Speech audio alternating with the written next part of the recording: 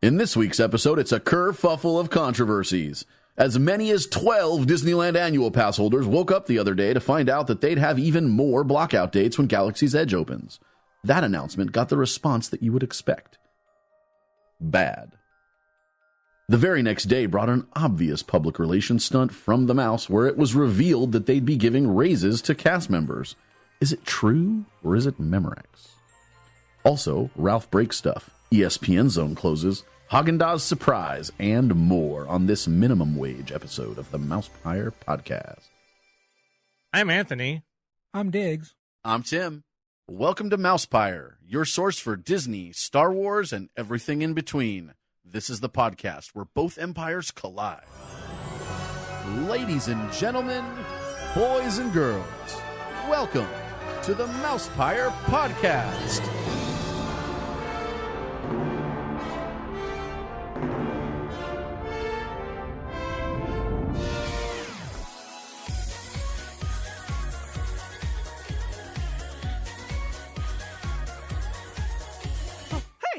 What's going on? Uh-oh. The Apprentice lives.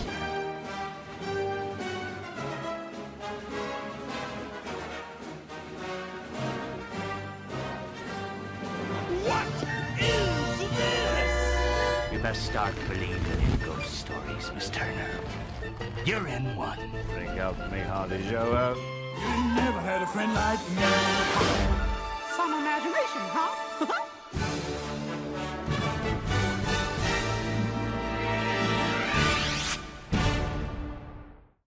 Made you look. Happy birthday! Yeah, no one's birthday. I bet it's somebody's Well, birthday. yeah, that's true. Actually, you know what? For all the haters, actually tomorrow is Kathleen Kennedy's birthday. Oh, really? For the haters. Cool. StarWars.com had actually erroneously posted her birthday the other day. The comments were not pretty. Those people should die. Well, it's not my birthday, but my grandma's birthday will be coming up in a couple of days. I don't know if it's June 5th or 6th. I can never remember, but I know it would have been her birthday coming up soon. But I'm sad to say that I didn't really learn my grandma's birthday until well after she passed, and I loved her very much. But I know now it's October 13th, but at the time it was like, somebody else had to tell me it's grandma's birthday. I had one grandfather whose birthday was on Christmas and the other one was on Halloween. cool. So that was always easy to remember their birthday. Yeah, that's easy. And my birthday is easy to remember because it's on Mexican Independence Day. Woohoo! Arriba, arriba. Oh, so it's on Cinco de Mayo? No, that's not what it is. I know. my God. Troll. Exactly. I know what it's really about. I don't. Anyway, you know what? Something about the French. Something. I don't know. Those French people, you know how they are. They have attitudes. Some guy named Maximilian. Probably. I don't know. But you know what I do know? As I went to the parks today, Woo. and I hung out with Dan the man, or Dan the mailman, and his two kids, and guess what I did today? What's that? I went on a ride. No Whoa. way. Yes, I did. Whoa. I went on the claustrophobic ride. It's the rare encounter. Yes. What's the ride? Finding Nemo. Oh. What? There's a viewing room, right? Yes, I know that. But yeah, I went on Finding Nemo, and guess what? I found him. How was the smell? It smelled like baby. How was the stairs?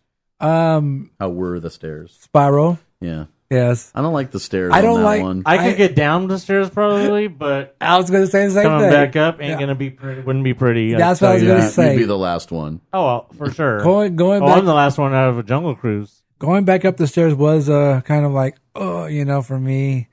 But anyway, real quick, I want to say that I was, they tell you to scoot down all the way, right? Take Right. up every seat, and No one wanted to listen. well, there's this one guy. I get in there, I sat next to Dan, and then there was one space here, and then it was the middle where the cast member stands, right? Why can't you just meet me in the middle? Exactly.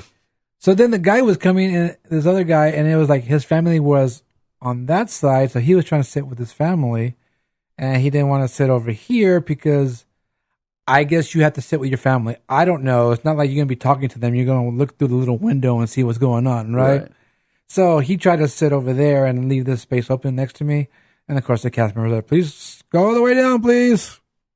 So I was like, yeah, it doesn't make a difference. You don't need to sit by your family to look out this port. You know, the problem with that ride is that if you are a full-size human, you have to like really squinch your body down to look through the porthole, and it's painful. I think that's why my back's hurting right now. I guarantee it is. I can only go as, bend forward a certain, amount of whatever you call it. Go a certain, distance. But Bending distance. Yeah, so I was like trying to look, and then like, my back started to hurt, and I'm like, and now it's actually hurting right now. So anyway, yeah, I went on a ride. It was pretty cool. I mean, I've been on them before, and you want to know when the last time I was on that ride? 1997. No, I'm just kidding. It closed in 95. You're very... No, it didn't. You're way off. How far off am I? Like maybe 5 years, 4 or 5 years.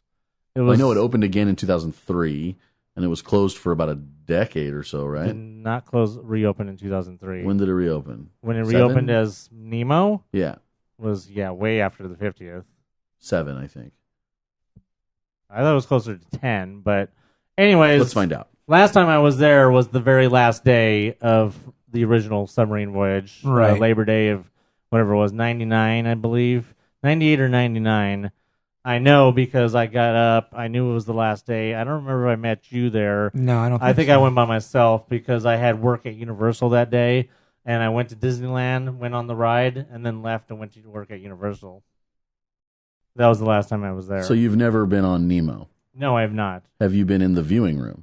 No, I have not. For anybody that doesn't know, they basically took an old janitorial closet and converted it for people that can't go down in the spiral staircase, soon to be Diggs, currently Anthony. Nonetheless, you can't get down, or you don't want to go down, or whatever. You have a guide dog, you have a child in a wheelchair, you're in a wheelchair, you're in a scooter. I mean, just for whatever reason. I was right. It closed on September 9th, 1998. Okay. That was Labor Day of 1998. It was reported that would reopen by 2003, but did not reopen until June of 2007. Oh, you know what? I just remember that because it was on the refurb list. For a long time. Yes, it was refurb opening when you said it was supposed to open, and yeah, it never reopened. By the time they got into the 50th preparations and I started working there, that's when they realized that it was leaking into the ground. They had finally decided just they weren't even, it wasn't even counted as an attraction anymore. It was still called the Lagoon, and we still had names for everything. But yeah, by the time that I got to working there in 2004, it was pretty much they were ignoring that it existed. So for a long time, they were reporting that maybe it was a rumor, I don't know, but they're saying that basically the lagoon was leaking into the ground. Right, probably. And they had to do major refurbs to get it to hold water. So water 1998 is when it closed, and I was there that day. That was the last time I was on it. So yeah. Oh, wow, that's been 20 years since Damn, it's been that long since that day. Yeah, it's been almost 20 years. So 20 years this year since I've been on the submarines. Yeah, that's crazy. So yeah, I went on Nemo. Well, how long had it been since you had? Well, you probably went on and went. I've been on it for a while. Nemo, yeah, I bet. Yeah, so. and then when Scott was here, I went on it. So. Oh, that's right. Okay. So yeah, we went on Nemo. It was pretty cool, and then we also went to go check out the Pixar Play Parade because Dan hasn't seen that yet. He talked about how he went last. Is that why you were by Small World? Yes. He talked about how he watched the fireworks show. And he said he really liked that, and so he wanted to catch the parade today. So we caught that, saw that parade. Catch a parade today. Yes, I caught a parade, and I let him go. It was I hope neat. you let it go. I mean, where are you going to keep it? I got a little pond or something I could throw it in. Anyway, so yeah, saw the parade with Dan. Pretty cool. Woo! Yeah, hung out, and guess who else we saw today? Whom? We saw Michael, the OG mail guy. Was he OG in it? He was OG in it. We went to actually take a picture with Kylo Ren. Uh-oh. Yeah, Kylo is he's rude. Oh yeah. He's very rude because we wanted to take a picture. We wanted him to take a picture, with him and Ariel and an uncle. And then we all take a picture. Kylo said no. He said, no, all of you have to take a picture now, basically. Was there a long line? No, there was a line, but no, it wasn't that long. It wasn't that bad. But Kylo, You should have shown him what throwing a fit is like, because that's what he does. I was thinking about that because he can get very have his tantrums. Yeah, and show him what a tantrum looks like. But he wasn't. He just said, "No, you all have to do it now," and things like that. So like whatever. So yeah, we all took a picture with Kylo. Saw Michael for a little bit. It was pretty cool. Yep. Yeah. But you know what's not cool? What's not cool? Well, people are complaining because Disney is changing their limitations on their pass holders. Now, let's just, after Anthony's done laughing.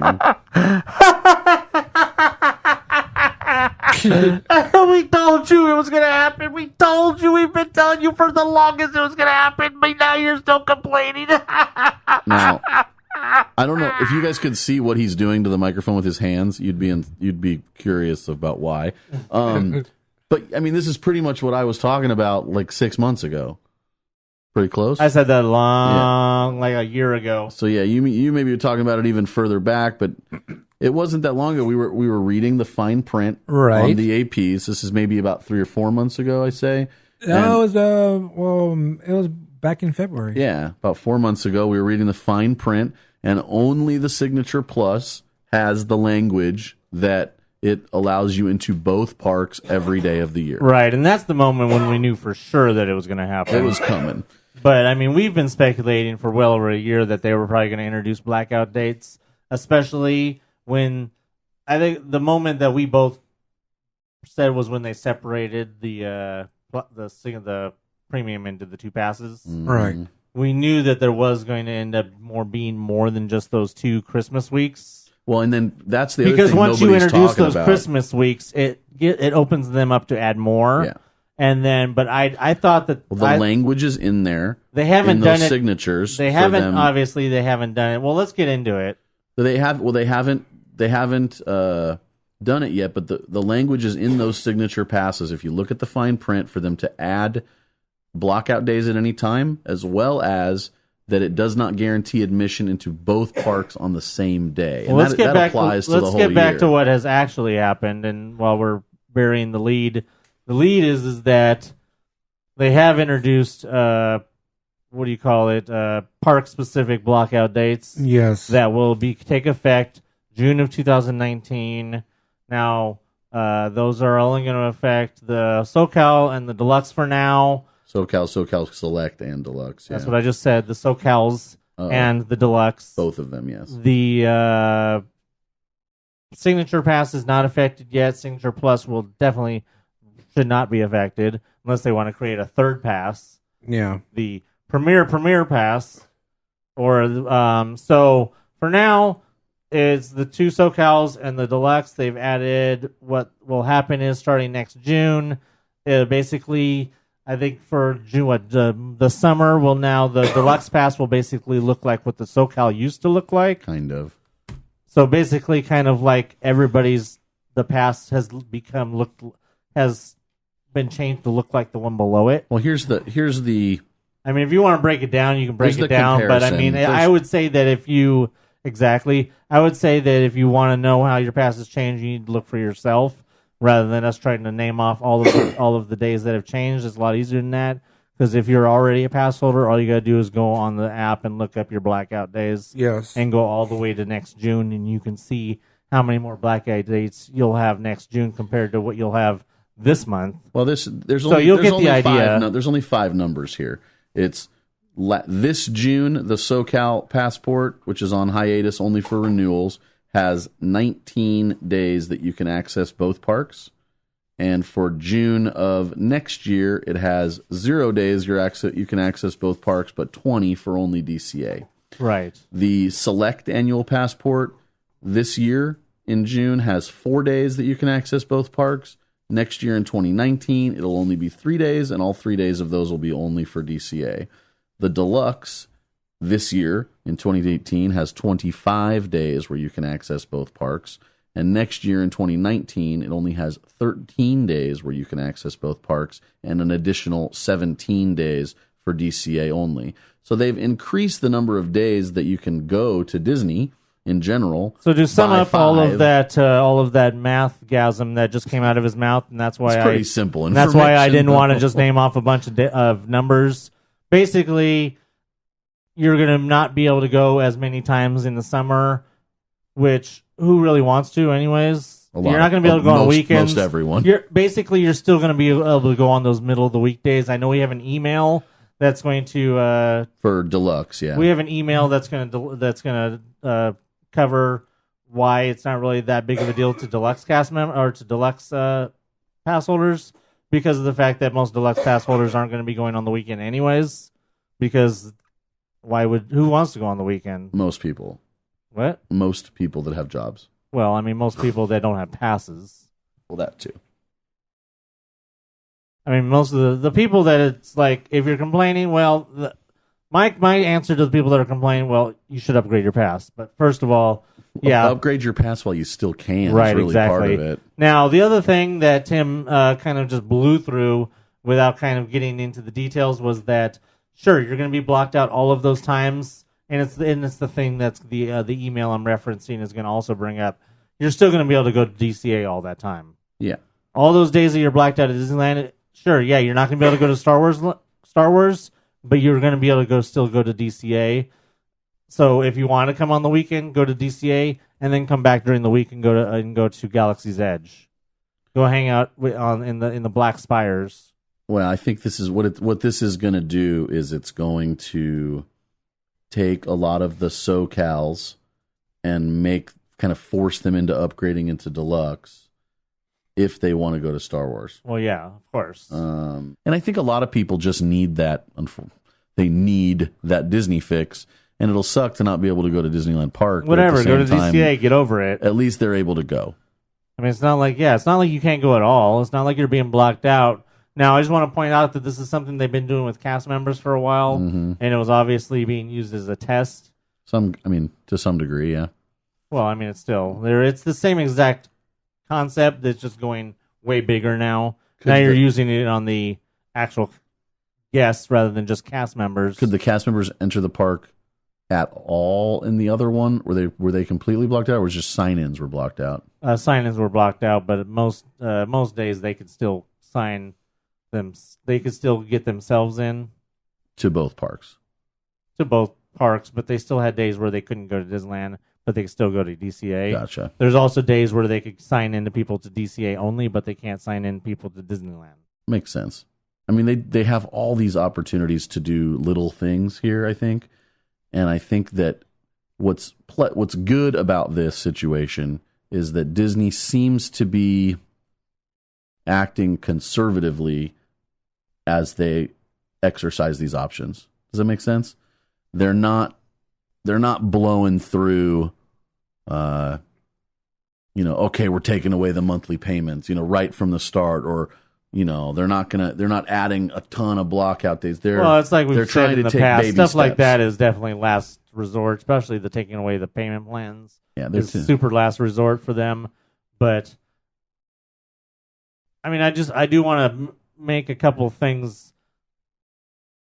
Anybody it specifies that anybody who renews their pass prior to June 1st, 2018 is it doesn't matter to those people. And then it doesn't matter for this year. Well, it doesn't matter for this year. Well, it doesn't matter for next year either, because their pass is going to run out before June. If they got their pass before June. Right. Up until May 31st, which means their pass would expire May 30th next year. So either way... We're already past May 30th. Okay. We're already into June here. Are we? Mm-hmm. Is that where we are? I didn't know what day it was. Oh. Were you even listening to what I was saying? Yes. Okay, because I wasn't talking about that. I'm talking about what it says in the email. Gotcha. Is that if you renew prior to June 1st, yes, what it says right there. What's the exact words? Please note, if you've purchased and activated your annual passport prior to June 1st, 2018, your passport will not be affected until renewal. and you will still continue to have the same park access based on the passport type you currently hold. Thank you for your continued loyalty. Whoa. And I can't understand how people don't understand what that means. There's so many I people don't know out there how that they are don't like, understand either. It's there's pretty so clear. many people that are out there like, well, I renewed my pass in April, and that means it's going to run out next April. How does this affect How me? does this affect me? It doesn't. Anybody who renews their pass before June 1st, 2018, it does not affect them because your pass will run out before the new blackouts start. And you know what that is Anybody an issue of? renewing or getting a new pass from now on, like now, because we're now into June, as Right. Tim pointed out, we're now into June. Are we? People will now you will be affected because that means that if you have anything deluxe and below, your new renewal will include the new blackout dates for starting next year. This is a culture. This whole issue we were just talking about, people not understanding. Now, I'm going to mention it later in another topic as well, but it's a culture of people simply not reading articles. Well, yeah, that's a whole nother. That's a whole why nother- we're having this problem. That's a whole nother Oprah. That's No. They're reading the article because otherwise they wouldn't be getting that date. You have to literally read the article to get that date. Or maybe they just read comments. I don't know. I don't know because you literally have to open up the article and read to be able to get that June 1st, 2018 date. So they had to have read it. Either that or they're just skimming through it. This isn't an issue with people not reading, just They're not reading headlines. comprehending. They're not comprehending. Well, that's another Which issue. to me is even more of an issue. People not comprehending what they've actually read. I know a lot about that subject. Not comprehending? Yes. Do you... But when you want to Wait, we're comprehend not talking about something- Michael anymore. No, but when you want to... When you want to comprehend something and you really are reading it for the sake of comprehension because it's something important or it might affect you, you're not an idiot. You can figure that out. Yes, that's why I read it out loud so I can hear myself. But real quick, I want to say that we were talking about them stopping payments on a annual pass, and it says here from a Disney spokesperson that they have no current plans to shelve the popular plan that allows people to pay for their annual passes on a monthly basis. For now. Well, it's good to hear them actually say that. Boy, Yeah, when they add the for now, that's not a good. No. I added Yeah. it Oh, for now. you added for now. I added for now. Thank goodness you added it because Yes. if they had said it, that would have been no bueno. In the Right, last right. few days, And I have don't even speak seen Spanish. some very interesting people posting about why Disney just cannot get rid of the monthly payment options because it's like people that just need their Disney fix, and this is what we rely on to relieve the stress in our lives, and I just couldn't afford it. One lady said it would take her, and I couldn't quite wrap my head around it, it would take her 2 years to save up the amount to have an annual pass and pay it in full. Now, I can't quite figure that out if she's making her payment every month. Okay, first of all, we've made it clear, and I just told you earlier we don't do math on this podcast. There's no math here. If you're making There is math involved. No, if you're making your payment every month, at the end of a year, you will have paid for the pass. Hey, Whether you save it or pay it, it's hey, you're right, but that's still math. okay. I want to just my only thing about the payment plans. Only Disney knows how many people are on payment plans. or how many passes there really are. No, that's not has nothing to do with anything. Only Disney knows how many of the total amount of passes are on payment plans. It must be well over 50%, or else they would not care. It's They would probably over 80%. Oh, I'm sure, but I'm being generous. I'm just saying it's well over 50%, or else they wouldn't hesitate to drop the payment plan. Now, let me see. This is from the That's fact right there. the OC Register, the article they actually posted about the changes, and right here says that that we're talking about the speculating that they were going to take away the plans, and what I just said. It says here that financial experts point out the advantage of monthly payment plans to Disney and other parks such as Knott's, offering a stable and predictable cash flow throughout the year. Yeah, they know the money's coming in. Right. As opposed to people paying in full for their pass. Disney gets all this money all at once, but then they have to spread that out to themselves. Yes. They don't have to do that with the payments. The payments just mean every single month the money comes in. Right, and just to break it down real quick, just to do some not really math. Not really math. We don't do math on this podcast. That's not really math. Let's say there is, just to be generous, let's say there is 1 million. 70% of all pass holders use payment plans. That sounds like math to me. Just to be generous. That's not math yet. That's just a number. Okay. Let's say 70% use payment plans. What percent, if they were to drop payment plans, what percentage of all pass holders who use payment plans do you think wouldn't be able to afford passes anymore and would drop that? What percentage of that percentage? I'd say that 25 or 30% of the 70, so wouldn't be able to, or would be able to still pay? Would be able to figure out immediately. Would be able to immediately say, "Oh, well, I have this other card. I'm just going to put it on that." So you're saying 20% of the 70. So 50% of the people that have passes would not immediately be able to renew. Is what I'm saying.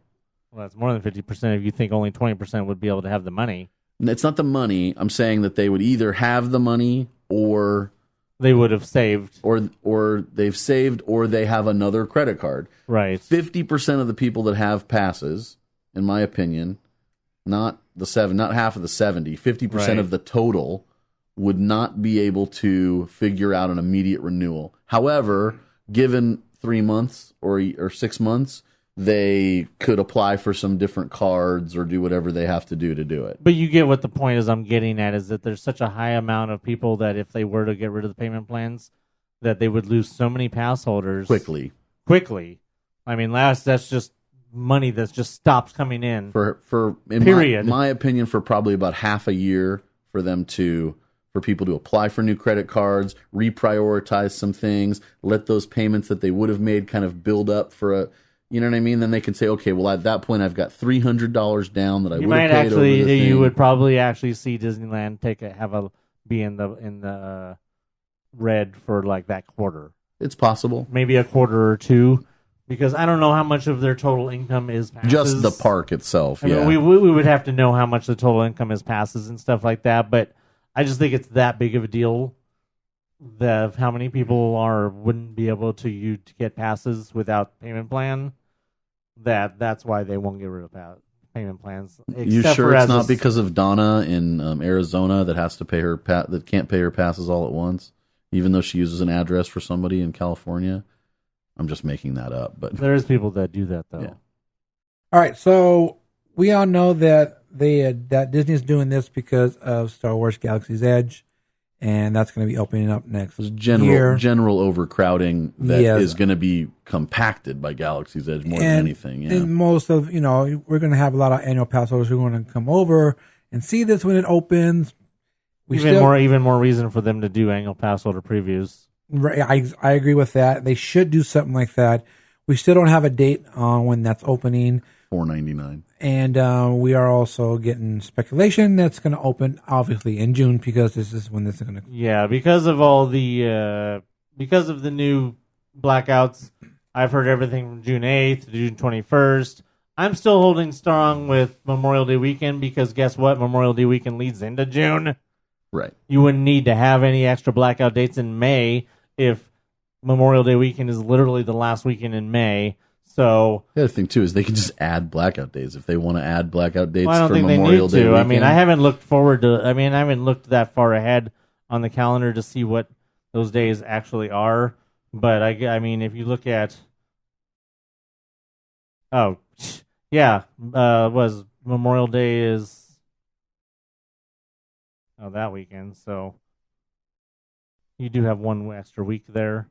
I don't know if there's extra blackout days on the 31st. If not, then they may open it on the 1st. Who knows? I'm still going to stick with Memorial Day. It's possible. And they may go with the week after. There's no reason for them to go the week after. There's no reason for them to open on June 21st, unless, of course, they're behind. Yeah. All right, so we have a lot of people who are complaining. We talked about that before. People are complaining, don't finger rape your microphone. It looks like we're not going to have passes anymore. Blah, blah, blah, blah. I mean, we know that this was coming. Bye. We've been telling you guys. February, I believe, is when the passes changed to went up or whatever. The last price, I don't know. Something happened on February. I don't remember. But at that time, they announced that sweeping changes would be coming to the AP program. Exactly. During this year, and here it is. And I'm kind of happy that it's just this. If you guys are complaining, I mean, you knew something was going to happen. It could be way worse. They're guys. not done. It could be way, way worse. They're going to wait to announce the signature blockouts probably. In February next year. Probably. I mean, something's going to happen. There's going to be another price increase. We know that's coming next year. Nothing's going to happen this year. This is it for annual pass holder news of something happening. And something's going to happen next year with price increase. Plus, another thing to think about, if it truly is going to open on Memorial Day or something like that, they're not going to have show the blockout dates for Memorial Day already, because that would televise or basically,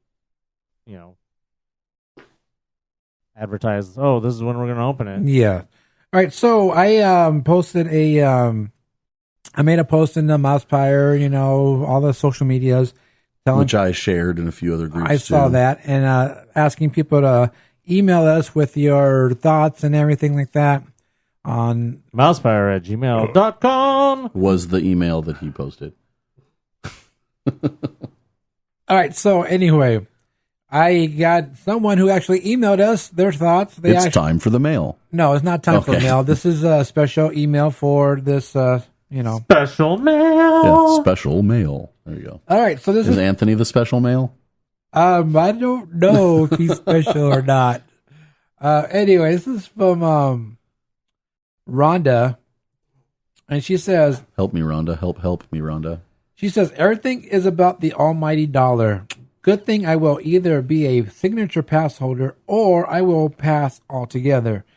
Either accept the changes or move on. There is nothing anyone can do.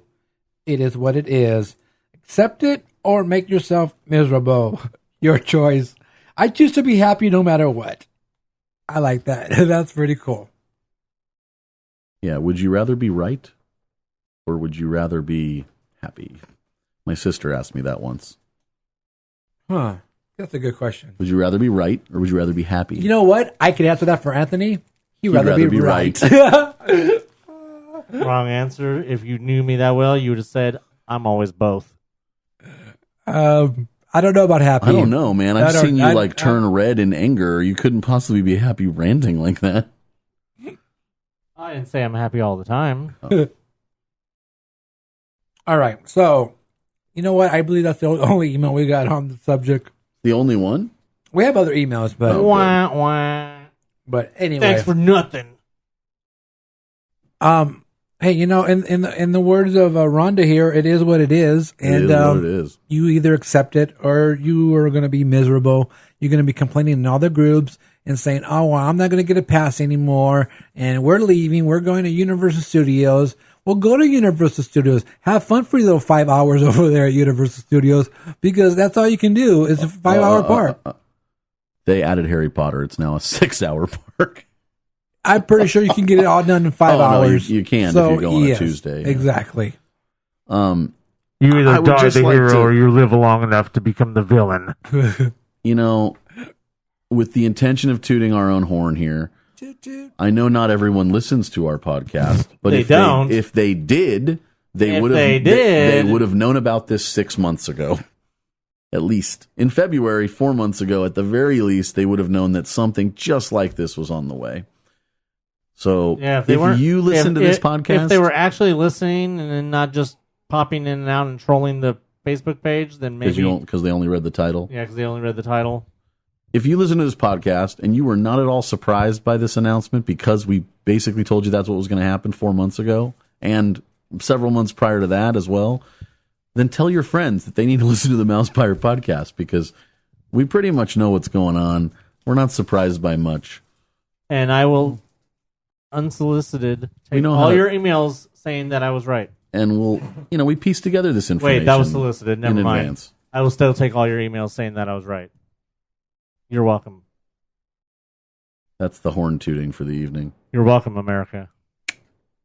All right, so enough of all these disappointing news that people were getting mad of or whatever. I get mad every time. But then again, people are getting mad at this one. Today, Disney announced that Red, the pirate Red, that is, will be arriving at Disneyland on June 8th. So this Friday, when Pirates of the Caribbean reopens. Yeah, so this is the former redhead of the auction. Okay, wait.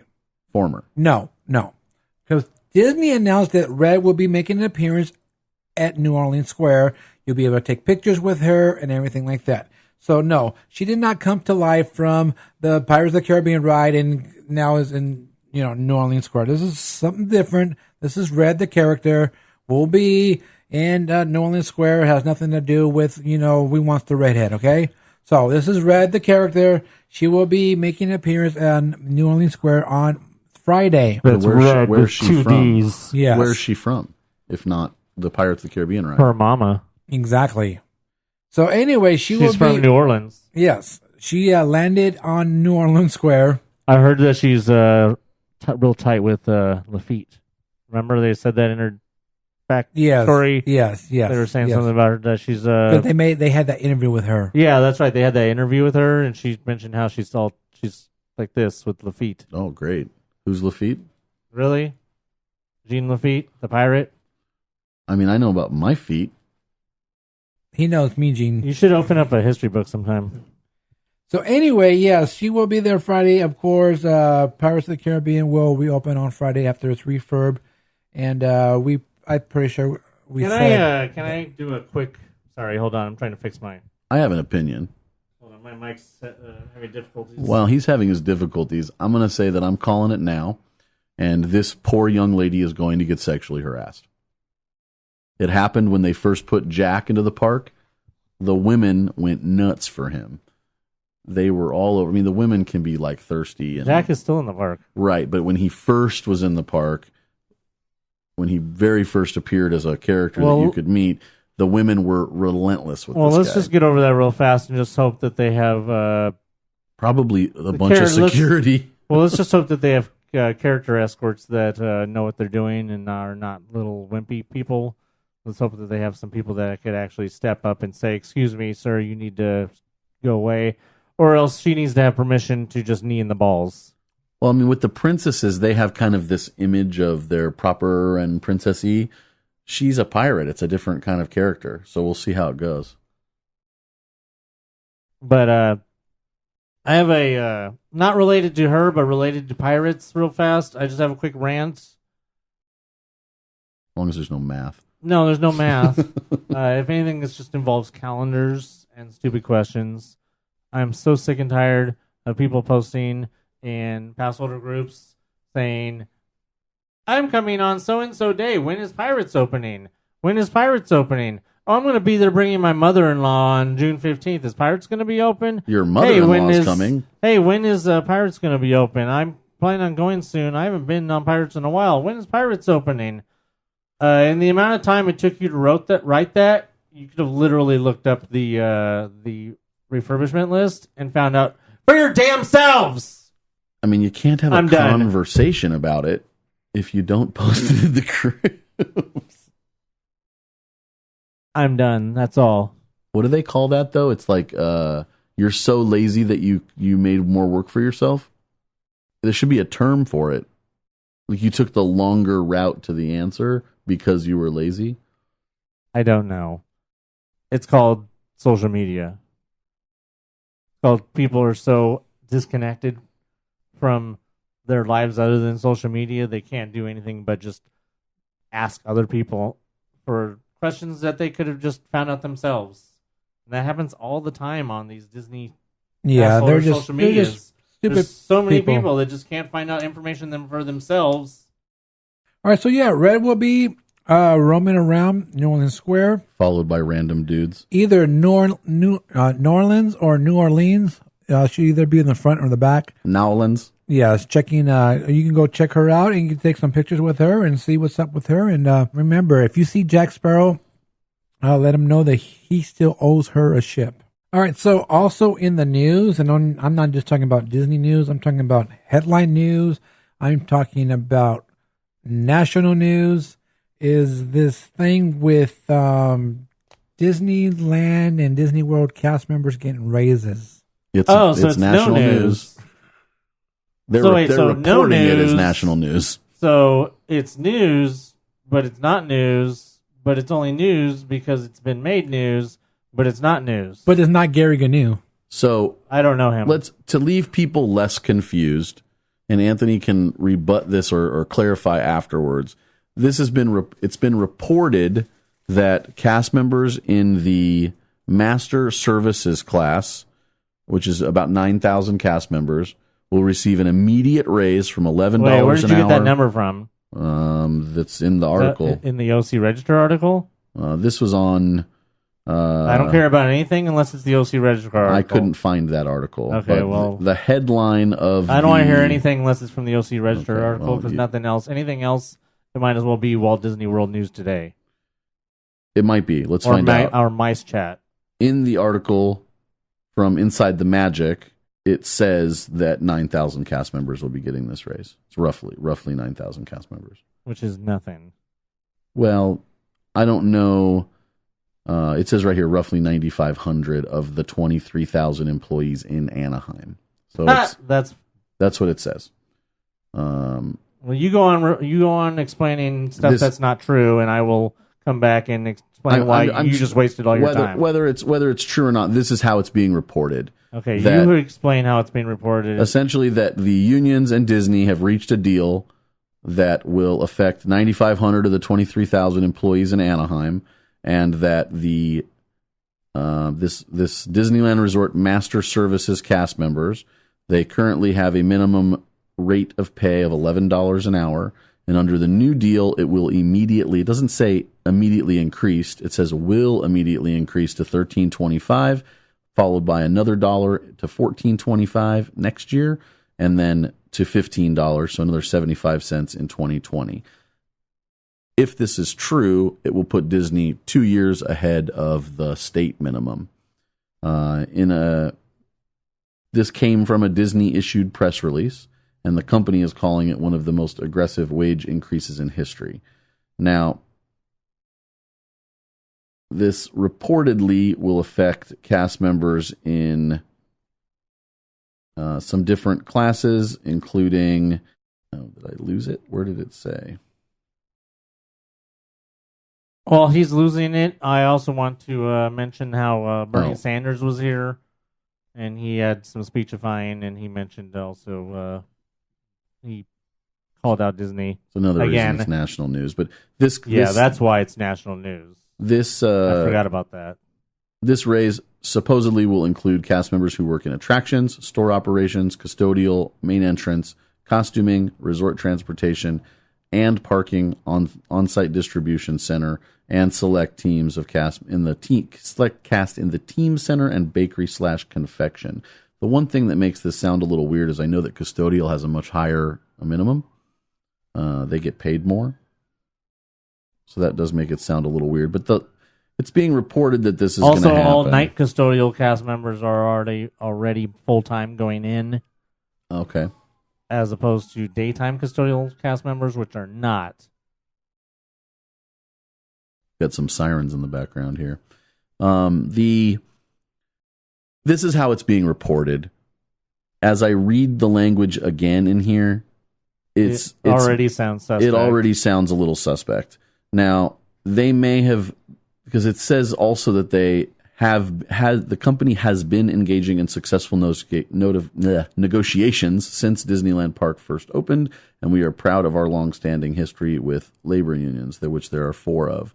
Negotiations are focused not only on wages, but working together to provide our cast members with a world-class experience. We look forward to productive negotiations with our unions as we set a foundation for our exciting future ahead. It sounds like they may be using this announcement as part of their negotiation process, basically to make themselves look good. And then the negotiation, or then everyone's going to say, oh, well, we want this raise, and then unions are more likely to sign off on it. I'm not quite sure, but it doesn't seem like anything's really set in stone. Also, the other question is, why only 9,000 of the 23? Now, what I thought that meant, I can't find the OC, I can't find it either. They didn't tweet it out. So what it seemed like was that the reason that it was only 9,000 was because it was just one of the unions that had signed off, or two of the unions that had signed off, and the other unions had not yet signed off, so they couldn't. That's why it was only a limited number so far. Again, I'm not sure yet. I just hope these folks get their money. There's no reason why they shouldn't. Disney already used this. We announced this several months ago. This $1,000 bonus, if anybody remembers that. The Trump tax plan meant so much additional money for the company that they decided they'd pay it out, or some of it out, to employees, $1,000 each. Every employee in the company across the board. And of which so far every employee has only received $250 of that. So they paid $250. Now some other cast members have sued Disney, or maybe not an actual lawsuit, but they've taken it to some court, and the court determined that Disney does not actually owe this money. They can't be forced to pay it. However, I just think they're using it as a bargaining chip for this contract negotiation. The point is that the tax break, Trump's tax break, was made such a big deal about it. Oh, look at all these companies giving money back to employees. Well, they're not. It's a bunch of hooey. It's a bunch of bullshit. I wouldn't be surprised. I'd like to hear from somebody who works at Universal to see if they're actually getting the $1,000 bonus they were supposed to be getting, or any of the other businesses that were supposed to be getting the money. I doubt it. I really hope that if it doesn't happen, that the reporting that it's not happening, that they didn't get what they were promised, or what was reported, is widely announced just as much as the original announcement, if that makes sense. Originally it was big news, right? Everybody's getting $1,000, not just for Disney, but Universal and all these other companies. They're giving all these big, and then if they're not actually doing it, if they only end up giving $250, it should be big news. Disney promises $1,000 bonuses to cast members, only pays $250. Mm-hmm. Quarterly earnings for Disney are this. Well, it's not news, because this kind of thing is news instead, which is totally lies. And it's like, is it my turn yet? Turn to what? My turn to talk. Talk. Oh, okay, I was waiting for you to finish reporting on all of. Oh, I just meant that the reported news, so I can break down. First of all, break it down. Break it down. First of all, the only reason it's national news is because of Bernie. I can almost guarantee 100% the only reason it's national news is because of Bernie. Because Bernie Sanders was here on June 2nd, which was yesterday. Saturday. He was in Anaheim on Saturday at a rally that included about 1,500 Disneyland workers and their families. That's a lot. At a church in Anaheim, he had a rally for them talking about, and it was quoted as saying, if a corporation like Disney has enough to pay its CEO over $400 million in a 4-year period, it damn well has enough to pay its workers at least $15 an hour. He praised Iger for canceling Roseanne, but then he also said to Iger, you have the opportunity to lead corporate America away from the greed which is destroying this country. Now, bring that back to how much in advance do you think this Bernie trip was planned? You never know. Is it coincidence that literally a day? What day was the announcement about the pay wage? A day or two prior. Do you think that's coincidence? Negative. Maybe not. Negative. So I just think that regardless of the contract negotiations, it was in fact, and from what my information is, you're not done. I mean, you had your chance. I'm talking now. I thought we were having conversations. Well, we can get to conversations once I'm done talking, because from what I've been told, none of the negotiations are complete. From what I've been told, only full-time employees are included in that. So if they want to try to say there's 23,000 Disneyland employees and then 9,500 are getting that doesn't sound right to me, because that would be what, about 40%? 35, 40%? 35, something like that. 9,500 out of 23,000. That sounds like way too high of a But that's all employees. I don't think I don't know. I find it very difficult to believe that this would be including 9,500 employees if it's only including full-time employees, because it's just like there's way more people that are not full-time than there is that are not full-time. That many full-time. Well, full-time employees are people that work nights because they have a set schedule, or they're like managers and stuff like that. Of course, managers usually aren't in the union, so it wouldn't apply to them.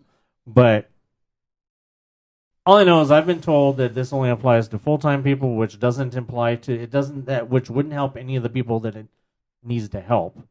It's the part-time employees that need the raise, not the full-time employees. The full-time employees are already getting their 40 hours. They're already making money.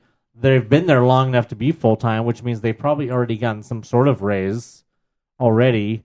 They're not the ones. Full-time employees make. The managers make better money. Yeah, they're the ones, they don't need the raise. It's the part-time employees that need the raise. They're the ones who are barely making $11 an hour, and that's only because the minimum wage went up this year when they were only making $10.25 at the end of last year before they went up to $11. So those are the people who need the raise. This was just, I can guarantee that this is just a bunch of like basically propaganda that they just leaked to this article. They made the statement to the OC Register. This Susie Brown, if she exists, she's a spokeswoman. I know she exists. If or at she least exists, they've put her name on things before. I can say that much at least. That this person was just rolled out there just like a Sarah Huckabee Sanders. And to just lie to people and just say, "Oh yeah, we're giving a bunch of raises to our employees," when, well, they're still negotiating. You can't say that you're giving raises when you're not done negotiating. If that's their current offer, I guess they could say that they are trying to give, right? But well, then what that's bullying the union into accepting the offer. Of course it is. When they've been bullying the union this whole time and using the supposed $1,000 tax break to hold it over their heads and say, well, you better take what we're offering or you're not going to get the $1,000, or you're not going to get the $1,000 no matter what because you're taking so long to agree to a deal. So it's not news. It's being made into news, but it's not news. It's stupid, the whole thing. And then, people are thinking it's, good job for the Disney employees. No, not good job for the Disney employees, because until we actually see Disney employees actually getting $13.25, what they're supposedly supposed to be getting right away, quote unquote, until we actually see Disney employees making $13.25, that article's nothing but a bunch of bullshit. Now, what I was going to say is that aside from how long it might take, this might be a little bit of a process. I can't also speak to Florida, but here in California, I think that Disney's this has nothing to do with Florida, obviously. I think pretty soon that Disney is going to just have to bend to this. There are too many reports of cast members living in cars and not having homes and can't support their kids. Those articles were back in February, and they're just now making an announcement that they might be giving raises. I'm saying that doesn't sound like a company that gives a shit. All that stuff's going to get compacted. There's going to be more stuff like that comes out, and these eventually they're going to have to bend. No, that's what I'm. They're going to bend to whatever the state says they have to bend to. They're not going to do anything above and beyond no matter whether they make it sound like it or not. There's no way that all 23,000 employees should be all 23,000. If there's 23,000 employees, all 23,000 employees should be getting raises. Well, that was my other question. So let's say that by 2020. This is correct. Let's say this is correct, and that by 2020 the starting minimum wage will be $15 an hour. How much do the managers currently make per hour? I don't know. Probably I believe it's somewhere between $18 and $22 an hour. Probably. So as a manager, if you're making 11 now, I think a lead makes about 12 or $12.50. A lead only makes $1 more than what their rate the is. minimum. Okay, so the lead makes $1 They don't extra. always get the $1 or so unless they're a lead. So you can't count lead wages. No, I'm not counting lead. I'm just saying. But then The managers above that, the ones that wear suit and tie or whatever, depending on how long they've been there, I believe make somewhere between $18 and $22 an hour, maybe as little as $16. But that's the question. What happens to their wages when I don't even think they make wages. If anything, they might be on salary. It's some of them because they're non-union. Oh, they're non-union. Managers are not union. Oh, that means that they don't. Yeah. So that's the question, though: is what do their hours equate to? What does their wage if they're equate on salary, to per? It doesn't matter because there's no hours. Well, but it kind of does, because if you're working an average of 40 to 45 hours a week and you're making X amount per, you know how much you're making per hour, whether it really relates to that. So that again begs the question: if your starting employees are making just a little bit less than you, Who cares? It changes things. Who cares? It just changes. They're managers. Things. Nobody cares about them. Nobody's going to want to be a manager, I guess. No, people still want to be managers because it's a guaranteed job and it's a guaranteed 40 hours plus a week, as opposed to a measly part-time employee who's lucky to get 20 hours. But all that extra work, and that's if they and picked up and traded for shifts. All that extra work and responsibility for maybe only $1.50 or $2 more an hour. Oh, you can guarantee that at some point their wages will get raised. They have. I mean, that's not yeah. But we're not talking about that. We don't care about those people because they're not the ones who need raises. No, obviously, the front of line people that are just starting out. If you're a manager and you need a raise, well, then you should probably not be a manager. Probably go someplace else where you can make more money. I mean, I guess that goes for any job. Some of those are the lifers. They just they don't know how to work anywhere else. Maybe, I don't know. Like straws. Are you hungry? Well, they are. It's time for Fat Time in the Parks. All right, so Fat Time. We got some quick Fat Time for you guys today. And we're going to start with that mobile ordering that they have now. You can use the app. I have not tried this yet. I haven't either. But Dan the Man did today. Whoa. And so I was like, hey, I'm interested in how this works. And I watched him do it. He ordered the food that he wanted. We went to Galactic Grill, or that's where he ordered from. And he ordered his food. He ordered his kids' food. And he's picky on his chicken sandwich. He didn't want any coleslaw on his. Okay. So he went and modified order, said no coleslaw. And his daughter didn't want any, I think, like dressing on the burger or whatever. So they did the modifications. He sent it in, and he wanted it to be ready at 5:30. And then we were thinking, okay, we're in line for Finding Nemo, and the line was like 45 minutes or 30 minutes. I forgot what it was. But then he was like, well, what's going to happen if we're still in line and I'm supposed to go pick up the food? So I was like, oh, you know what? They probably know, hey, ahead of time, guests are going to probably be in line for a ride. The ride's going to break down. And the fact that I was thinking that's why it tells you, let us know when you're here. Mm-hmm. Why do I have a feeling that's not what happened? That's not what happened. So basically, it's like a fast pass. And if you didn't use it in your window time, bye, you're done. It tells you, oh, you missed your window. And what happens to your money at that point? That's what we were thinking. The same thing. But you know what happened? Actually, it said, once we got close to the Galactic Grill, it said, you missed your window, and they let him give another time. Oh, okay. So that's fair enough. All he had to do was just put a new time. He didn't have to redo his order. That's cool. So I like that, because I thought he's got to redo the whole thing. He thought he's got to redo the whole thing. And no, he missed the window. Fine. He just went and picked a new window time. And it said, the screen came up. It says, oh, we got your order, basically, and we'll let you know when it's ready.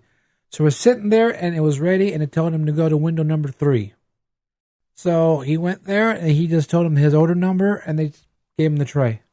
That fast. It was that fast. And I'll tell you what, the lines at the Galactic Grill or the old Tomorrowland Terrace are ridiculous sometimes. It can take 45 minutes just to order. It was busy, and I was just like, we walk up there, I'm just like looking at everyone who was in line, and we're just like picking food up and leaving. So yeah, it's like, why didn't they do it that way? That's what I was thinking. I wanted to say it too, but you want to turn to every one of them and say, if you just go on your phone right now You can sit down for 10 minutes and then come pick up what are you doing? Basically, yes. So it worked out great. Like I said, I didn't try it. He tried it. I'm glad I was able to be there with him and see how it all worked. And I think it's awesome. My only question is, can you use this for only specialty items? Like if you wanted the fried bologna sandwich from Carnation, that's like limited time right now, I think. You're gonna order whatever's on the menu on the app. So if it's on the app, if it's on the menu on the app, then you can get it. Does it work at places like Carnation that are sit down? No. It works at all the places that are on the list. Yes. Okay. That's what I'm asking is that on the list? No, this is going to be one of those. It's going to be whatever's on the list or what. It's just the takeout ones or like the what do you call it? Counter service? Is that what it's called? Fast service. Fast service areas. So not a sit down restaurant. That's not going to work for the sit down restaurant. But I was impressed. I think it was pretty cool, and I am looking forward to using it. And it was funny because Dan was like, it had his credit card number in there. He's like, why is it in there?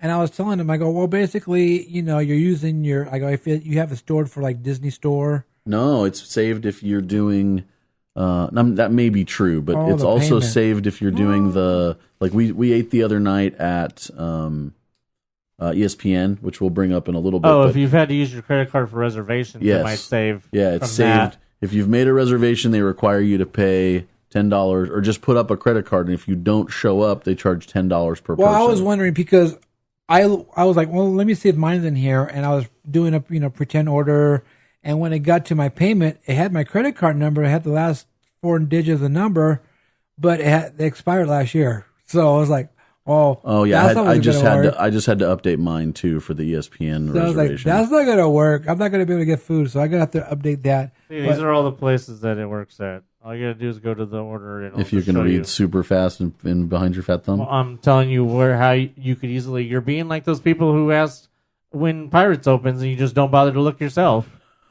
All you gotta do is, it took me 2 seconds to open the Disney app and find. My problem is I had to delete the Disney app in order to update my phone, so I have to re-download it. Oh Lord. So yeah, I think it's great. It's a good idea, and I can't wait to use it because you know what, being diabetic and then trying to figure out where to eat and quick too. Sometimes you got to eat quick. Yes, I like the idea because I can just go ahead and I can actually put my time frame, when I'm going to order my corn dog, and then I can do my shot and walk over there and grab my food. So I think that's pretty cool.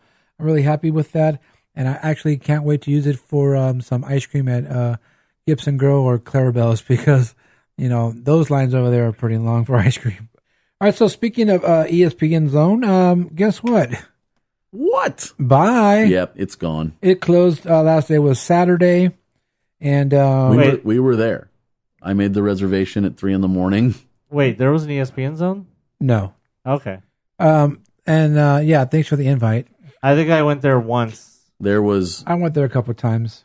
You know what? It's a little stupid because they limited us to a 6-person reservation, which we already had a group of 6. You couldn't make one for any bigger party, and you couldn't make one before 10:30 p.m. either. But at the same time, if I had just called the restaurant directly, things would have been different because it was kind of empty. I mean, it's not empty. It was busy, but there were empty tables. But we had a good time. It was, it was the last night. There's an item there that's not currently on the menu, but was on their old menu. It was a barbecue chicken salad. They put chicken tenders in the salad with lettuce, obviously, the barbecue chicken tenders, onion strings, a little bit of cheese, some egg, and a drizzle of ranch and barbecue sauce. And it's like my favorite salad. I just love it. I'm craving one right now, the way they make it. Even though since they took it off the menu, every single time I've ordered it, they screw it up and I have to send it back and get the correct one.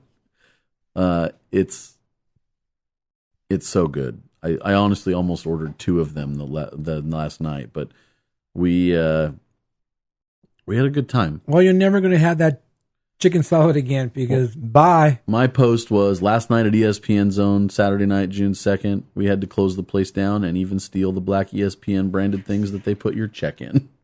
Actually, they gave them to us. But still, They had a pre-recorded message. It was a message that they played just there about ESPN and tribute to the cast. It was pretty cool. So So the last ever ESPN Zone ever. Yeah, the very first one started in what was it? Baltimore. Yep. It says that too. Here. Most of the last ones closed in, what was it, 2010, 2012 or something like that? 13 is the one in somewhere. No, they closed most of them before that. The one before ours, LA Live. Was the LA Live one closed in 13? Right. Yes. But they closed most of the other ones sometime in the early 2010s. So this was the last one ever. Man, I'm craving that salad. I don't know. I don't care. I never went there.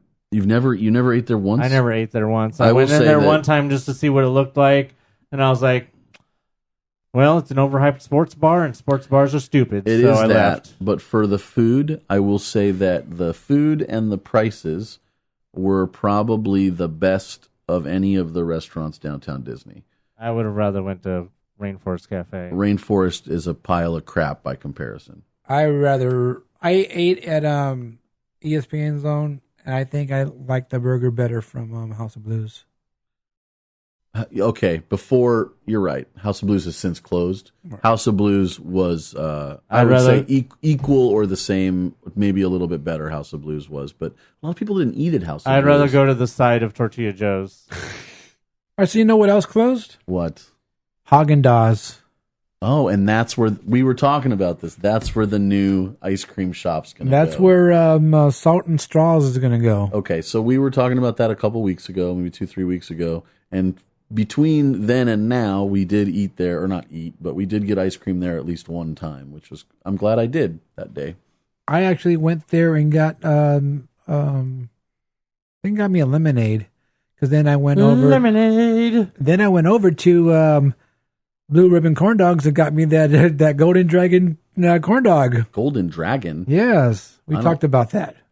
He wasn't paying attention as usual. Yeah, he was probably on his phone. I might have thought we were talking about something else. But probably because you weren't paying attention. Tell me what's in it again. That's the one with the panko batter. Oh, the panko batter. I just didn't know the name. He missed it both times we talked about it because we talked about it when we first announced it. And then we talked about it again when you were supposed to have gotten it, but you didn't. He was asleep twice. I know. It wasn't that I was asleep. It's that I didn't know that it had a special name. I know the panko. Even though he's probably said the name about 4 times minimum. Anyway, Häagen Dazs closed. They are done. And no announcement, right? No announcement. That's weird. We actually, I don't know how Jeff found out, Disney 366. He found out somehow. He posted this is going to be the last day. So, yeah, they closed, and, that's where Salt and Straws are going to go. Knowing Jeff, he probably went to every single business in downtown Disney Disney he has. And asked them, are you guys closing anytime soon? Because he wants to know the info. He's like me. My only question, and you can continue, is did they close the kiosk next to Disneyland? I don't know. That's a good question. You know, my question is, why do you still have a sticker on your hat? It's there for you. Okay. I don't know if they did that. That's a good question. I should have checked that today. But I will be there on Thursday, so I will check them. They have a kiosk?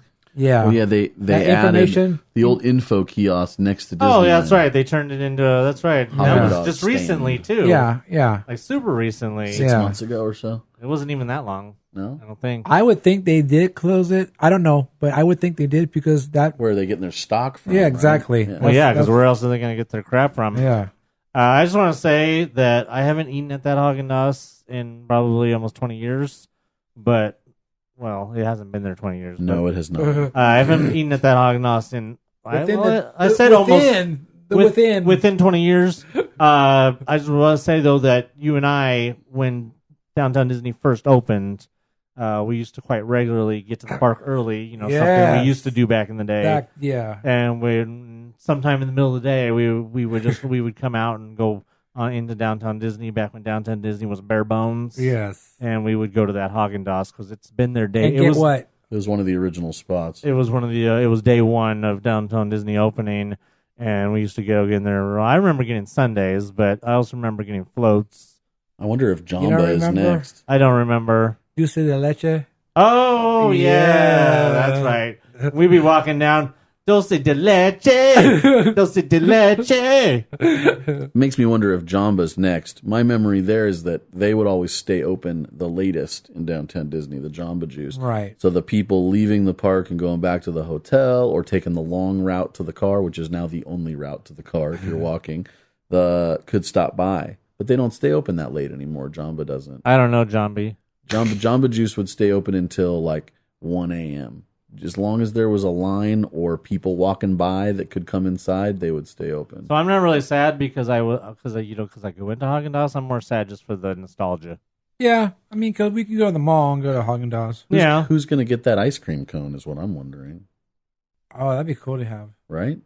You put it right here next to your land speeder. I know, huh? I'm looking forward to the Salt and Straw ice cream it out. shop. Can't wait for that. So that'll be pretty cool. I will say there's the chances of them having a chocolate peanut butter swirl that's as good as Häagen Dazs is slim to none. But that's just my I want some opinion. chocolate peanut butter. All right, so don't forget this Friday, Ant-Man and the Wasp sneak peek. And the sneak peek of the sneak peek on Thursday. Yeah, over for there APs. at the Tomorrowland Is Theater. that announced? The sneak peek of the sneak peek? They never announced until like that day. Well, they'll probably announce it on Wednesday. So At the earliest. there has not been a AP sneak peek that Yeah, there hasn't. It's one of the only things for APs that they've kept consistent with. Yeah. Whether it's been a nice sipper or a water bottle like last time. Well, the water bottle is the best gift they've ever had. I'm hoping that the Ant-Man and the Wasp Yeah, thing is right cool there too. with the Doctor Strange keychain. That's right up there with that. And I didn't get that one. Then you didn't go to the preview. I must not have. No. What, can you show it to me? I will show it to you when I get up to go get my drink, which will be in a minute. Ooh, can you get me a drink as well? No, because I'm not going that way. I'm gonna have to go myself. Yeah, you will. And ranks right up there with that. Where you got the extreme, where you can get a bookmark. There you go. A bookmark. Like what was that? Beauty and the Beauty and the Beast. Beast. You got a bookmark. There was two of them. Oh, there's two bookmarks. Well, one was Beauty and the Beast. I forgot the Oh, there was another one. Yeah, because I didn't go to the other one, and then I found out it was a bookmark. So, Right. I missed the bookmark. Darn. And then there was the Jungle Book one, which they gave out the same cinch bags that we had already gotten at the, or that we ended up getting at the D23 preview. Right. I have 4 of those back there. So yeah, that's we'll start on Friday, and then like I said, over at the Tomorrowland Theater, and like I said, I went today, and the Path of the Jedi sign is still there. Yeah, that's weird.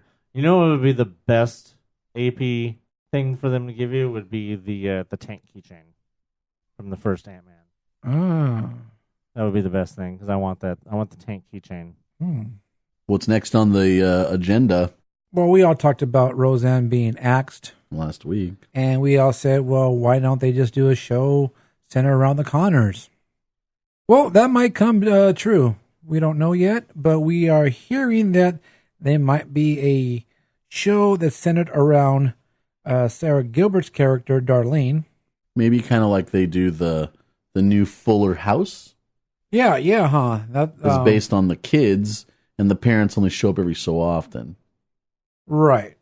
Well, you know what? The thing is it could be the way we were talking about, just have the whole show and just, of course, minus Roseanne, because it does say here that I'm getting this information from TMZ, and they said that they were told that Sarah's been calling cast members, not the Disney cast members, but the cast members from the Roseanne. Roseanne, to see if they had interest in doing a thing like this. And they were told, they being TMZ, that John Goodman is very interested. You know, the thing is that I was reading an article about this the other day that they may have to pay out something like $20 million to these people for, I don't know the numbers correct, but they're going to have to pay out a bunch of money to certain writers, certain showrunners, like Whitney Cummings is one of them, and the cast. The whole cast is going to have to get paid for the whole season, 13 episodes. Well, I'm glad you brought that up, because here it says here it says ABC is desperately trying to salvage the jobs of those who were affected by its swift decision to cancel the show earlier this week, especially for the writers and crew. So, like I said, this is from TMZ, and they're getting this from people they know and they've talked to, and if this is true, that'd be cool because it's just what we talked about last week, and I hope it happens. I hope they can go ahead and decide to do this show, centered around Sarah's character and her family, and of course having Dan, Connor, and probably having DJ. They can have the whole cast, just not Roseanne. They can.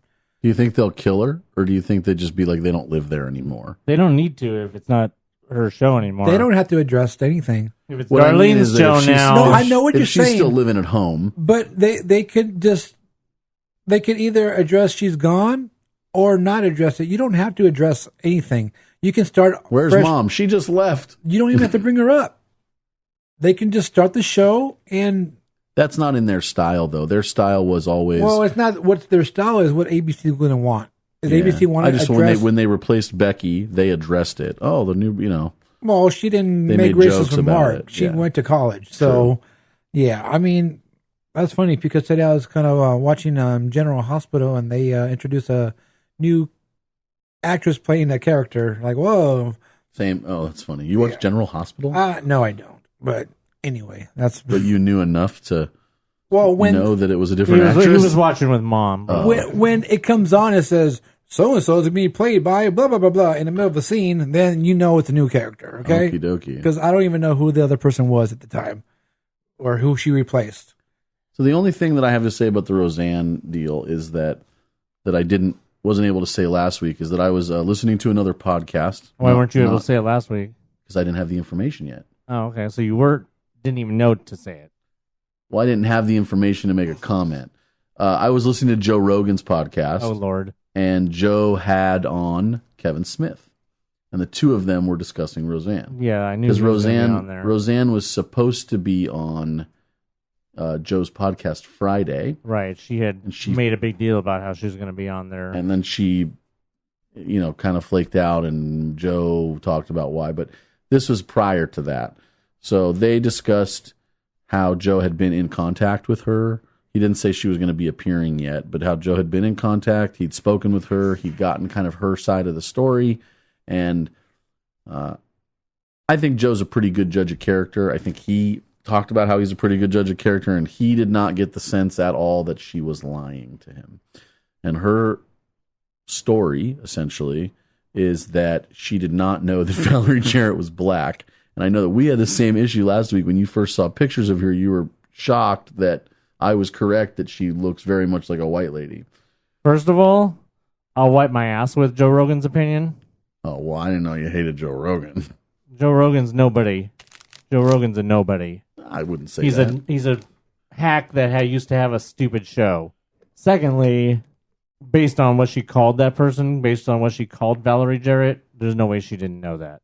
Why would you call somebody a Muslim ape or a Muslim and something to do with Muslim and Planet of the Apes if you didn't know to just some random person? You're just trying to insult her in general. Just randomly with an apes calling them Muslim. Either way, no matter how you look at it, it's wrong. You can't. I'm not defend it. I'm not defending anything. I'm just giving you the information. Okay, well, nobody cares about what Joe Rogan said on this podcast otherwise. He's the only person that I've seen anywhere that spoke to her that had a. This is what I was told. It's the only place I've heard it, and I looked for it. Anybody know what Roseanne actually has to say about this, other than her stupid tweets? Nobody cares. She apparently said she didn't know. She thought that Valerie Jarrett was Jewish. She said that she. So it's okay to insult a Jewish person? No one's making any excuses. I'm literally just giving the information. Okay, nobody cares. It doesn't matter. We talked about Roseanne last week. You don't care. No, nobody cares. I think. Do you care? Do you want it? Does this need to be on the podcast? I don't think so. That's what I thought. Then do whatever you want. I think a lot of people care. No, they don't care to have the information. Though. Nobody cares. But the thing is that everyone already heard this. Everyone already went all over this. Nobody cares what Joe Rogan thinks. My point is, everyone knows what she said and what she thought. Everybody can make their own opinions. Where did they get that? From the news. Oh, I From haven't her heard tweets? it anywhere other than Yeah, I haven't heard it anywhere from there other than there. Heard what? I haven't heard anything about what I just said other than from any other source other than. Well, how did he get it from her tweets? He spoke to her. He said. And we're supposed to He take said that his... they spoke directly. Okay, once again, it And brings this me is back what to she told me. Nobody cares what Joe Rogan says about Roseanne. If he's the only person that spoke to her personally, Then nobody cares. Still nobody cares. Because it's Joe Rogan. you need to It's learn Roseanne. the difference between I don't care and no one cares. If you don't want it on the podcast, I don't care. But you can't say you don't want to. No one cares. Why do you care? I'm you interested value in the Joe story. Rogan's that opinion so much that you I'm that just you care about I'm interested what he in has having, to say about Roseanne. I'm interested in having all the facts. The facts are in her tweets. That's not a She's fact. a terrible That's person. her opinion. No, it's not. That's what she thinks. Yeah, it is, and she thinks horrible things. It doesn't mean I don't want to know what she was thinking or what her excuse was. Why do you care? I'm interested in having all the facts. Oh my I always am. You really think that if they did a Connors spinoff, that no one would care whether or not she was killed or just not mentioned? I said that they don't have to address it. That's Yeah. all I said. They can either say, Mom's gone, Mom died, blah, blah, blah, blah, or they can just start fresh and they don't You have don't have to say anything. They don't have. They can just start. People might want to know what happened, Yeah, they're But- going to want to know. but doesn't mean that ABC has to address it. That's my point. It's not going to be that dire, especially considering they're the majority of people that probably don't care about Roseanne. What if they just said that that Roseanne in the show said some racist things and had to go to camp to learn how to behave or something? That'd be funny. That's kind of stupid. I It thought is very stupid. she had to go to racist rehab or something. No. If only that was a real thing, It could be. there would Let's be start one. there would be you can more preach. there would be more people in there than there would be in prison. Hey, so you know what else happens tomorrow? What happens tomorrow? What? Our celebration tickets go on sale at noon Central Time. Oh, What time is that in the rest of reality? what if, Probably 11 for us. what if you're not centrally located? I don't know. By the time you hear this podcast, it's not going to matter. I think Because- Central is. Tickets will already have gone on sale, so if you didn't get yours, you better hurry and get yours. Also, we told you last week about how they had of course, like I said, it's going to be too late for you now. Hopefully, you guys have already seen the information. If you were that interested about getting hotels for Star Wars Celebration, you already know this. But they did change the hotel time from 12 at the same time as the tickets to 1 p.m. Central Time. So that way you have an hour. So in other words, you can take 5 minutes to get your tickets, and then you sit around for 55 minutes waiting to get your hotel. Because before you were saying to get your hotel first. Right, because I was saying to get the hotel first and then get your tickets because you didn't want to lose out on the hotel. Now you get your tickets and then 45, and then wait like 50 minutes and then get your hotel. I think it would have been better to have done it the other way around, but whatever. Either way, they changed it. Like I said, it doesn't matter because this has already happened by the time you hear this. But if you got your hotel and your tickets for Star Wars Celebration, congratulations! Yay! And if you didn't, well, good luck. Better luck next time. I'll see you at D23. Hey, it's not going to matter if you don't get your tickets or not because I heard somebody's breaking the internet. Oh, I didn't I do can't it. wait till the internet gets broken. I did not do it. No, but you know what? I heard something about some guy named Ralph. Yeah, Ralph's going to break the internet. that's the good stuff. Is that the guy from the Honeymooners? Oh, yeah. Hey, Yeah, Ralphie boy. Yeah, right. Ralphie. Yeah, so we got a trailer for Ralph. Wreck-It Ralph 2. Can't wait. Ralph Looks really breaks good. the internet. Of course, the biggest thing that people have been talking about is, as we told you guys a while back, that there will be a scene with many, many Disney princesses in the film. And, we get a little bit of a more than just a sneak peek at that in this new trailer. Let's check it out. Don't get cut.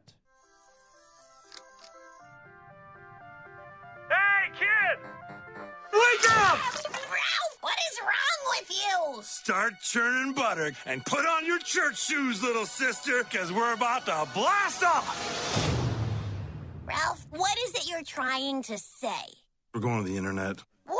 Work it, make it, do it, mix it, get on the make it, do it,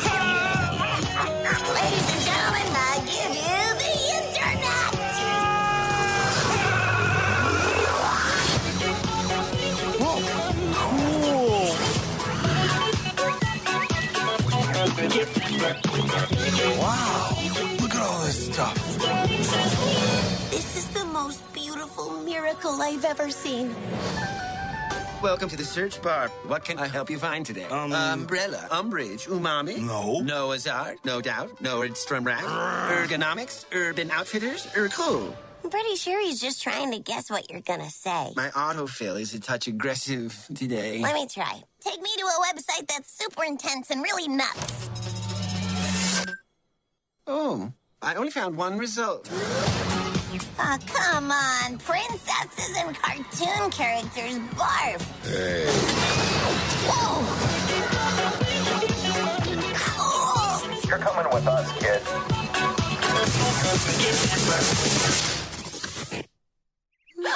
Hi. Whoa, ladies, I'm a princess too. What kind of a princess are you? Do you have magic hair? No. Magic hands? No. Do animals talk to you? No. Were you poisoned? No. Cursed? No. Kidnapped or enslaved? No. Are you guys okay? Should I call the police? Do people assume all your problems got solved because a big, strong man showed up? Yes. What is up with that? She is a princess. Ralph breaks the internet. Shouldn't it be Ralph wrecks the internet? Yeah, since he is Wreck-It Ralph. Yeah, but break the internet, it's like a thing. Right, it's just wreck the internet kind of sounds better, doesn't it? You're not wrong. I was literally all smiles. That looks fantastic. Cinderella about to cut a bitch. Yep. Ow. Did you watch it right? I haven't seen it. Oh, yet. okay. She literally breaks the glass slipper and threatens her with it. Yeah, she breaks her glass slipper and is about to cut. Oh. About to cut somebody. Whoa. Yeah, it looks really funny. I really like that part. Got a little bit of Star Wars going on. A little bit of It's internet funny. in The general. thing the website they go to is Oh My Disney, which is really hilarious. Oh. And so everything that they see once they get there is obviously all Disney stuff. Everything from Star Wars to clearly princesses. So this is one of those movies that's going to be chock full of Easter eggs. It's going to be like the Ready Player One of Disney, if anything. How is it spelled? O-H-M-Y or just O-M-Y? What? The website? Oh My Disney. Oh My Disney.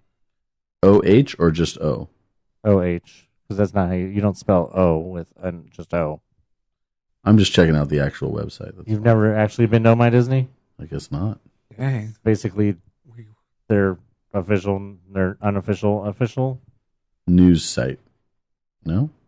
Something Yeah. like that. You also got your first look there at the end. What's the name of that? Who's playing the? That's Yes, the one they're talking to at the end. The kind of blue looking. Oh. That's the character Yes. That's played by Taraji P. Henson. Oh, Taraji. Yeah. Yeah. That's her character that's talking at the end, talking to them at the end. Right. I saw that clip, or I saw that That's screenshot. her. That's her. Yeah, Taraji. That's Taraji P. Henson from Empire. I think we said that when we announced that she was cast in the movie. Yep. We mentioned that, and but at the end of the trailer, you get the first look at the actual character itself. Cool. I don't know if we've gotten a peek at Alan Tudyk's character yet, who is called apparently Knows More. Unless he was the autofill guy. So yeah, that November 21st. Cool. Oh yeah, that's right. I was talking about one day. I was trying to remember what the last week we were talking about what the December Disney movie was. Right. And we were thinking it was Christopher Robin. Oh yeah, I got the email. Right. But it's August. It's Ralph. Yeah, and Christopher Robin's in August.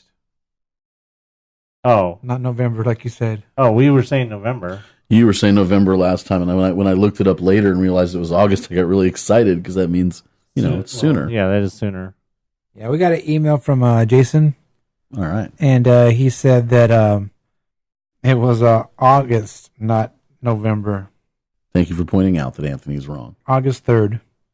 I don't know where I got November. I must have saw something that's in November. What was it he was saying earlier about always being right and happy? Are you happy now? Are you happy you were wrong? I don't care. I have no proof that I was wrong. proof that you're in denial, maybe. So the tickets for Mickey's Halloween party are being sold potentially. Well, they're sold. They're on sale for APs by now. By the time you hear this podcast, AP tickets will be on sale. It's too soon for anything to sell out. So, but what are the dates to watch out for? I mean, you guys go. We already went through this last time. I don't know where you were. End of October, all the weekends, all the Fridays, anything Halloween. Fridays and Halloween will be the first thing to go. Right. So yeah, they're on sale right now, and they will go on sale for the general public on June 12th. So hurry up, get your tickets. Don't snooze and don't lose. And like we say every year, don't be those people who ask every Facebook group if anyone has any extra tickets for a certain date because you didn't get yours in time and it's sold out. So don't be that person. And if you are that person, probably expect to pay somebody a bunch of money extra. And expect to be made fun of on this show. Yeah. So we're going to laugh at you guys. And I don't know when I'm going. I got to discuss that with my cohorts and all that kind of stuff. But I'm thinking, I don't even know what to think right now. I got to check that out later. Kind of wanted to go on 26th. But that's my mom's birthday. Guess what? What? It's time for the mail. It is time for the mail. And guess what? We got a return new emailer. A return new emailer? Yes. Ooh, who is it? It's Rachel Hayes. Hey, Rachel. Last week. Hey, Rachel. She says, hooray. Well, first of all, her subject line is, I exist. She says, hooray, I exist. Again? I wasn't sure if I did or not. Thanks for clearing that up. 5 emails until a nickname? Challenge accepted. All right, so here is her question. She says, challenge accepted. I just got it. All right, so here is her question. She says, so what do you guys think is the statute of limitations on spoilers? Is a month good? That is a really, really good question. Like, can we freely talk about Infinity War now, or is it still too soon? Have a good week, Rachel. My opinion is that 2 weeks is enough time, and that's because any real fan should have already seen the movies by then. Right. That's my hard opinion. I had an issue. Agree? Cool. I agree. I had an issue with Force Awakens where we started a secret, like it's not secret, but we started a group that was like, you could talk about spoilers. And the one person that I thought would have been there opening night, like in line with tickets in hand, already purchased, and seen the movie 5 times already, a week afterwards, I added him into that group, and he threatened to kill me when he saw the information inside. No joke. He made death threats. I know he's a little unstable. He's not going to actually kill me, so I just let it go. But I was really shocked that he must also be he's a Star Wars fan. Yeah. So of course. They're a little unstable, I guess. But nonetheless, I thought that... You know how the saying goes now, right? Nobody hates Star Wars fans more than Star Wars fans. Or nobody hates Star Wars more than Star Wars fans. No one hates Star Wars more than Star Wars fans. He realized that Han was killed and all these other spoilers, and he hadn't seen the movie yet. And I just could not understand. This guy goes by Skywalker. That's his, the name he goes by in life. And he had not gone to see the movie for more than a week. Who is this? Just some guy I used to know. Oh. Or sort of know. It was just shocking to me. I mean, I waited a week. But you had this information in a special comment. Special group. It was a special group for spoilers. He added him. And I added him to the special group a week after the movie came out. Because you figured he had seen it. Well, because I thought, how could it be possible? I knew this person really well, and I thought, how is it even possible that he hasn't seen the movie not once or twice, but 5 times by that point? Clearly not well enough. I had seen the movie 4 times, and I am not as much of a Star Wars fan as this guy. So that's where we were at. I got death I'm going to take a wild guess that he probably did not like Last Jedi. I got death threats. Well, I guess to answer your question, Rachel, I would say yes, a month is fine since they said 2 weeks is good. So I would say yes, a month is Good. Especially when you're talking about Infinity War specifically. Right. The memes are everywhere all over the internet. Yeah. If you haven't seen it yet, you should know pretty much that people. If you don't know that everybody dies, then spoilers. All right. Well, thank you for your email, Rachel, and we are looking forward to more. Yeah, next week's email. Yeah, we can't wait to come up with a nickname. All right, so like I mentioned, Jason did write an email. I just want to say what he said. He said, "Hey guys, Tony, you don't have to wait until November for Christopher Robin. It comes out August 3rd. Talk to you guys later." Woohoo! He emailed in just to correct me. Yep. That was on Friday, so obviously he heard it on Friday. And immediately wrote in to tell you you're wrong. And that was good, because that's what we want you guys to do. Yes. Whenever we're mistaken, make sure we know about it, especially if that person is Anthony. Especially if it's me, that's fine too. If it's Diggs, but especially if it's Anthony. There would be too many emails if it was you. Oh, well. All right, so our next email is from our friend Victoria. Hello, Victoria. And her subject line is new AP calendar. All right, she says, "Okay, peeps, as a mom, teacher, deluxe pass holder, and Disney fanatic, I have to say I love the new calendar. I usually only spend the whole day in one park anyway, so this doesn't really affect me that badly. Plus, I will have plenty of time to see Galaxy's Edge after the summer. The AP hoes need to shut up and either upgrade or deal with it. Disney doesn't care if you don't renew. There are plenty of others who would love the opportunity to go, even if it's only 219 days out of the year.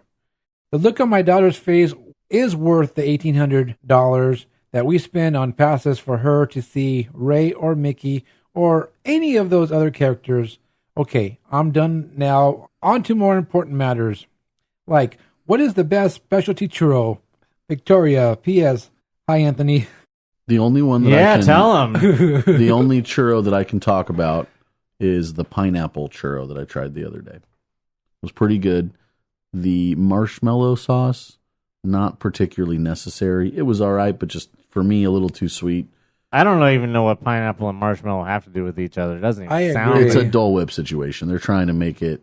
I think they're trying to make it like a Dole Whip. A Dole Whip doesn't have marshmallow. No, but it has like a creamy topping, right? Or That's something? not marshmallow. But it's not marshmallow, but that's what they're trying to go But it's not after. marshmallow. I agree. Email if I'm wrong. He's wrong. I don't know. The only specialty churro I like was that they don't have anymore was the watermelon, the sour watermelon churro, and then the s'mores churro was good. That Kool-Aid churro I don't really recommend because it wasn't that great. It just tastes like Kool-Aid. And I haven't tried any other ones. But you know what? I might, on Thursday, I might do that churro challenge. And if I do, I will have that on next week's episode. And I really like this email. It's pretty cool. All right, so I agree, Disney could care less if you guys renew or not. I think it's funny when you get those comments. Well, we're not going to renew now because blah blah blah blah blah blah blah blah. I'm just like, well, good. Well, we thank you. We thank you because it's already 2 credit there anyway. So if you're not going to renew and that means one less AP, that's awesome. So let's give a round of applause for all those who are not going to renew. Yeah. All right. Thank you for your email, Victoria. Always a pleasure hearing from you. Hi. All right. Next email is from Ernesto. Hey. That must be from my post. He says his subject line is tonight's show. He says, "What's up, guys? Here's his question." He has 3 questions. First question. Since the announcement of the added blockout days of mid-tier and lower APs for the anticipation of Galaxy's Edge opening June 2019, do you think it will make a significant difference in the crowds? That's a good question. I hadn't thought about that. Do you think it'll make the difference that they want it to make? You know what? The thing is they know that how many annual passes there are. They know how many have that deluxe pass, and they would basically do like Tim does, with the Farmer's Almanac. They would go back in their Junes and see how many deluxe pass holders were in the parks at this time. Hey, about my Farmer's Almanac. There you go. Right? So, I think they would do something like that. They've got all that info, right? Yeah. They're going to know, on June 9th of 2016, there were X number of deluxe pass holders that actually entered the park. And then they'll have 10 years of information. And we're pretty sure there's more deluxe than Signature Plus.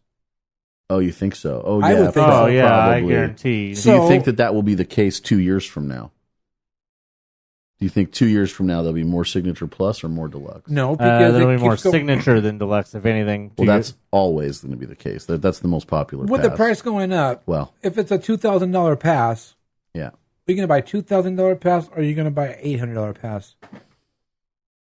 I think that not you in general, because we know the answer on that. But I think it would depend on financial situation. Not just the financial situation. It'll depend on whether you get in enough for what you want.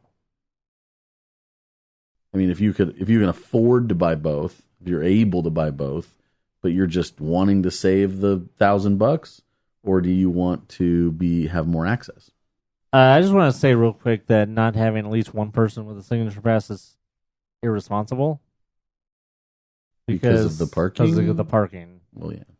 Because if you plan on going at least more than once a month, you might as well just go get the signature pass. Because by the time you pay for all that damn parking, you might as well have gotten a signature pass. Exactly. So, if there isn't at least one person in your family who has a signature pass, well, you're passing wrong. You're passing wrong. You're pass holding wrong. You're passing on the wrong side of the road. Exactly. So yeah, you know what? What does that say about families that are all SoCal passes? Yeah, you suck. It might make a difference, with the amount of deluxe pass holders there are, because before they were just blocked on Saturdays, right? So now they're going to be blocked whatever days there are, So I think it will make a difference. And we only seen June calendar, so we don't know what the midsummer is going to be like with July and August. So you never know; they can probably be blocked. I would suspect that for Deluxe, it's probably not going to be that much different.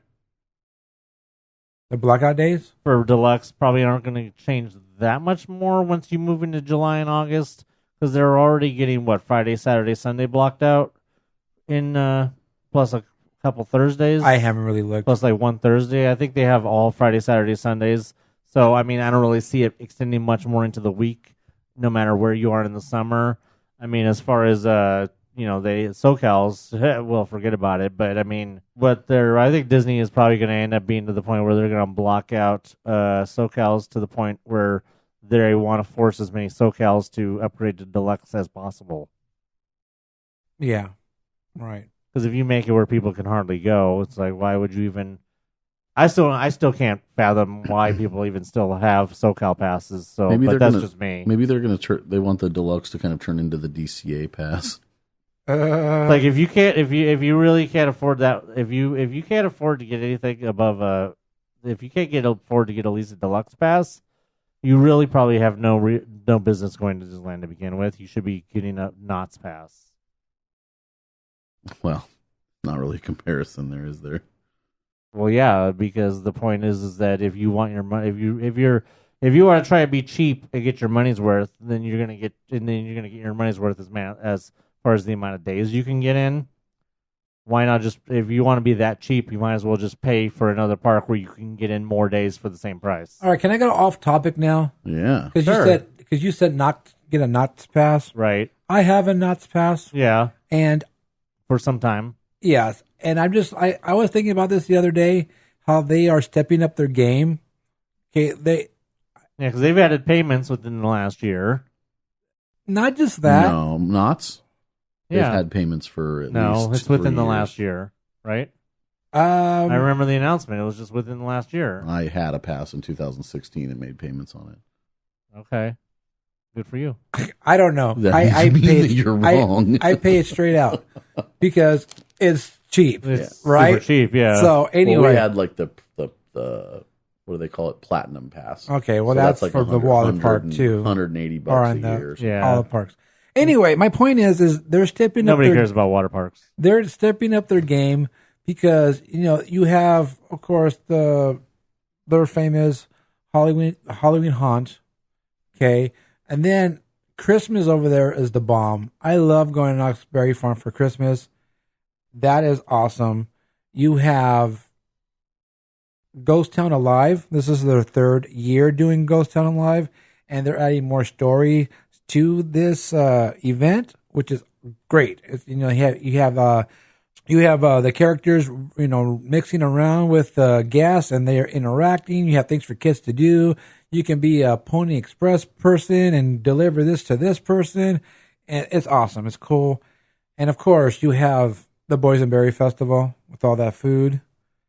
So Knott's is awesome. They're doing a good job with what they're doing. And yes, The only thing they're not doing that I want them to do is they need to create a Boysenberry Festival pass, that'd be cool. like That'd they be have really with cool. like they have with for Haunt. Yes. They had a deal that is really not really that good of a deal where you could get in. It was park admission plus the their sip and saver pass plus parking or something like that for like $150. But if you were to do all the math, it doesn't really come out to that good of a deal. So, but what I want is like a pass where it gets you into Knott's the whole month of, what is it, May, April, the whole month. Oh, of- actually March. whatever month it is Yeah. that Boysenberry Festival is. I want a pass that gets me into Knott's the whole month of that, like they do with the Haunt. I would do it, but No, I'm just saying, that's what I'm holding out for. And then plus, they have the food pass where you can add food meals to your pass, which I got, and I get my free hamburger, which is really juicy. The last time I had it, I sent the picture to Anthony. I said, "Look at how juicy this burger is compared to Disneyland." We haven't had a burger that looked like that at Disneyland since the 90s. Oh my God, Disneyland burgers are nasty. So yeah, unless you like cardboard. Exactly. So I just think they're doing a great job. And then they got that new Hang Time milkshake, which is awesome, pretty good. So they're doing a good job over there in Knott's. So they got cheap prices. They got cheap. You can get a pass, and don't forget, the season pass is over at the end of the year. It doesn't, it's not like it expires once the day you get it, unless you get it on January 1st and goes to the end of the year. But it's awesome. So I like what they're doing over there. All right, next question. Do you think there will be a 24, 72-hour party to kick off the new land like Disneyland did for Star Tours? And No. Don't forget Captain EO. No. I absolutely think that won't happen. And the reason is because when Star Wars first came to Disneyland, or Star Tours rather, they were trying to get more people to attend. In this case, I think they're going to try to get less people to attend. So if anything, they'll cut the hours for the park. No, they wouldn't do that because they need to cram as many people in as possible. But it's just a different time, man. Boy, if they could do a 72-hour party, that would be awesome. After what happened at the last 24-hour party, they'll never do it again. I can guarantee you. What specifically are you talking about? What specifically am I not talking about? You haven't specifically said anything. Well, because if you were there, then you should know exactly what I'm talking about. I mean, they've had problems at every single one of those events. He knows what I'm talking about, and I don't even need to say it. They closed the park, but there was no one in the park. They closed off Disneyland. They stranded everybody over at DCA, and people just kept leaving Disneyland to the point where there was like literally 5 of us standing on the west side, and there was nobody else around. There was less people in Disneyland at 3 in the morning. Because what time was it? 2 or 3 in the morning. What time did they let them back in? Probably around 4? 2 between 3 and 4, something like that. Something like that. We were over there in New Orleans Square by the Nightmare Before Christmas store, everyone calls it, and the Bootstrappers were playing to 6 people. Yeah, there were 6 people right there watching the Bootstrappers. Well, I remember I was in the park; it was pretty empty. Exactly. Well, that's what we're talking about. Because why do you think they were not letting people in? Because Michael Kloglazer made the decision to not let anybody else in. Well, the thing was, the fire marshal didn't want people coming in on Main Street because it was all lined up with people for the parade. and it was too much of a cluster. That's before they opened the corridor in the back too. Right. So I don't think that's a reason for them to never do it again. I thought it is a reason for them not doing it again. Yeah, parking problems. Oh, I mean, they're going to have all these issues, but it was a huge thing. No, the last 24-hour party was a big cluster F, and they'll never do it again. I think there's too many problems for them to be doing that. Like, they'll have too many problems and be like, we don't need to do this, you know. And there was just so many people that complained and cried and moaned, and, well, you should never have left Disneyland. I mean, I had it planned out. I knew that the time to leave Disneyland was maybe around anybody who 7 or 8 p.m. Well, anybody and the who's time to get smart, back into Disneyland was like around 1 a.m. It wasn't even that. Disneyland was closed long before that. Really? Yeah. I'm trying to remember. They shut Disneyland down like around 8, right? We were earlier than that. We were doing our giveaways, and we were going to go over to DCA do some giveaways over there. But we heard that they were closing down. We're like, we are not going to DCA now. We're going to stay in Disneyland. In fact, we had already we went all the way over, and we were by the entrance, and we were about to walk out. Right. And a cast member told us, if you leave, it's very likely that you won't be able to come back, because they had already closed the gates at that point. And it had just turned dark, so maybe it was like around 7 then. It was dark, and they shut it down. And they were like, you may not be able to come back if you leave, because we don't know if we'll open the main gates back up. And it was so bad that there were people out there. The only people that were let back in were people who had reservations. And even people who had stuff in lockers, they would escort them to the locker, get their stuff, and escort them back out. That's what they were doing. So we weren't allowed to leave, and we had to post real fast that we were changing our giveaway location to Lincoln. And we ended up having our giveaway outside of Lincoln. So it was bad. And then basically for the next 7 hours, as people kept leaving Disneyland and going over to DCA and nobody was being let back in, Disneyland slowly just turned into a ghost town. I do remember... Except for everybody that was along the parade route, waiting for stupid Paint the Night. On the very last Paint their 24-hour event, the 60th, I do remember that that's the one we're talking about. Yeah, they shut down almost every good ride at 4 a.m. They had to. I was scheduled. I put the schedule. I know, I understand, but it's the point is that they ahead of time determined that there wasn't going to be that many people to need to have rides open. I don't know about that. I know it was already scheduled. The capacity of the park directly ties into how many attractions are open. I know what you're saying, but it was that has nothing to do with what we're talking about, because they had already opened the park back up by the time you're talking about. Right, but I'm saying is if it was pre-planned that those rides were going to be closed, then it was probably pre-planned that they were going to shut everybody out and not let them back in. No, that's not at all. Because you're talking about completely different time frames. We're talking about from 7 p.m. to like 2 a.m. Well, you're talking about 4 a.m. What's your reason to... Well, yeah, but if they pre-planned at 8 p.m. or whatever to shut the gates, then eventually people are going to choose to leave. So they pre-planned to have a few thousand, for whoever, 25,000 people standing in the Esplanade in the longest lines ever, and yelling for that. They had tape on the Esplanade, and they had people on this section. They had people in this section. If you wanted to, I don't know, if you got here at this time, you're going to wait here. If you got here at this time, you're going to wait over here. But if there was nobody inside, what's the reason they kept everybody outside? They had no reason. They never gave one. I told you the reason. The fire marshal did not want people coming in when you had people waiting on Paint the Night on Main Street. There was too many people there on Main Street. What time was Paint the Night? Midnight or like a midnight showing? Midnight.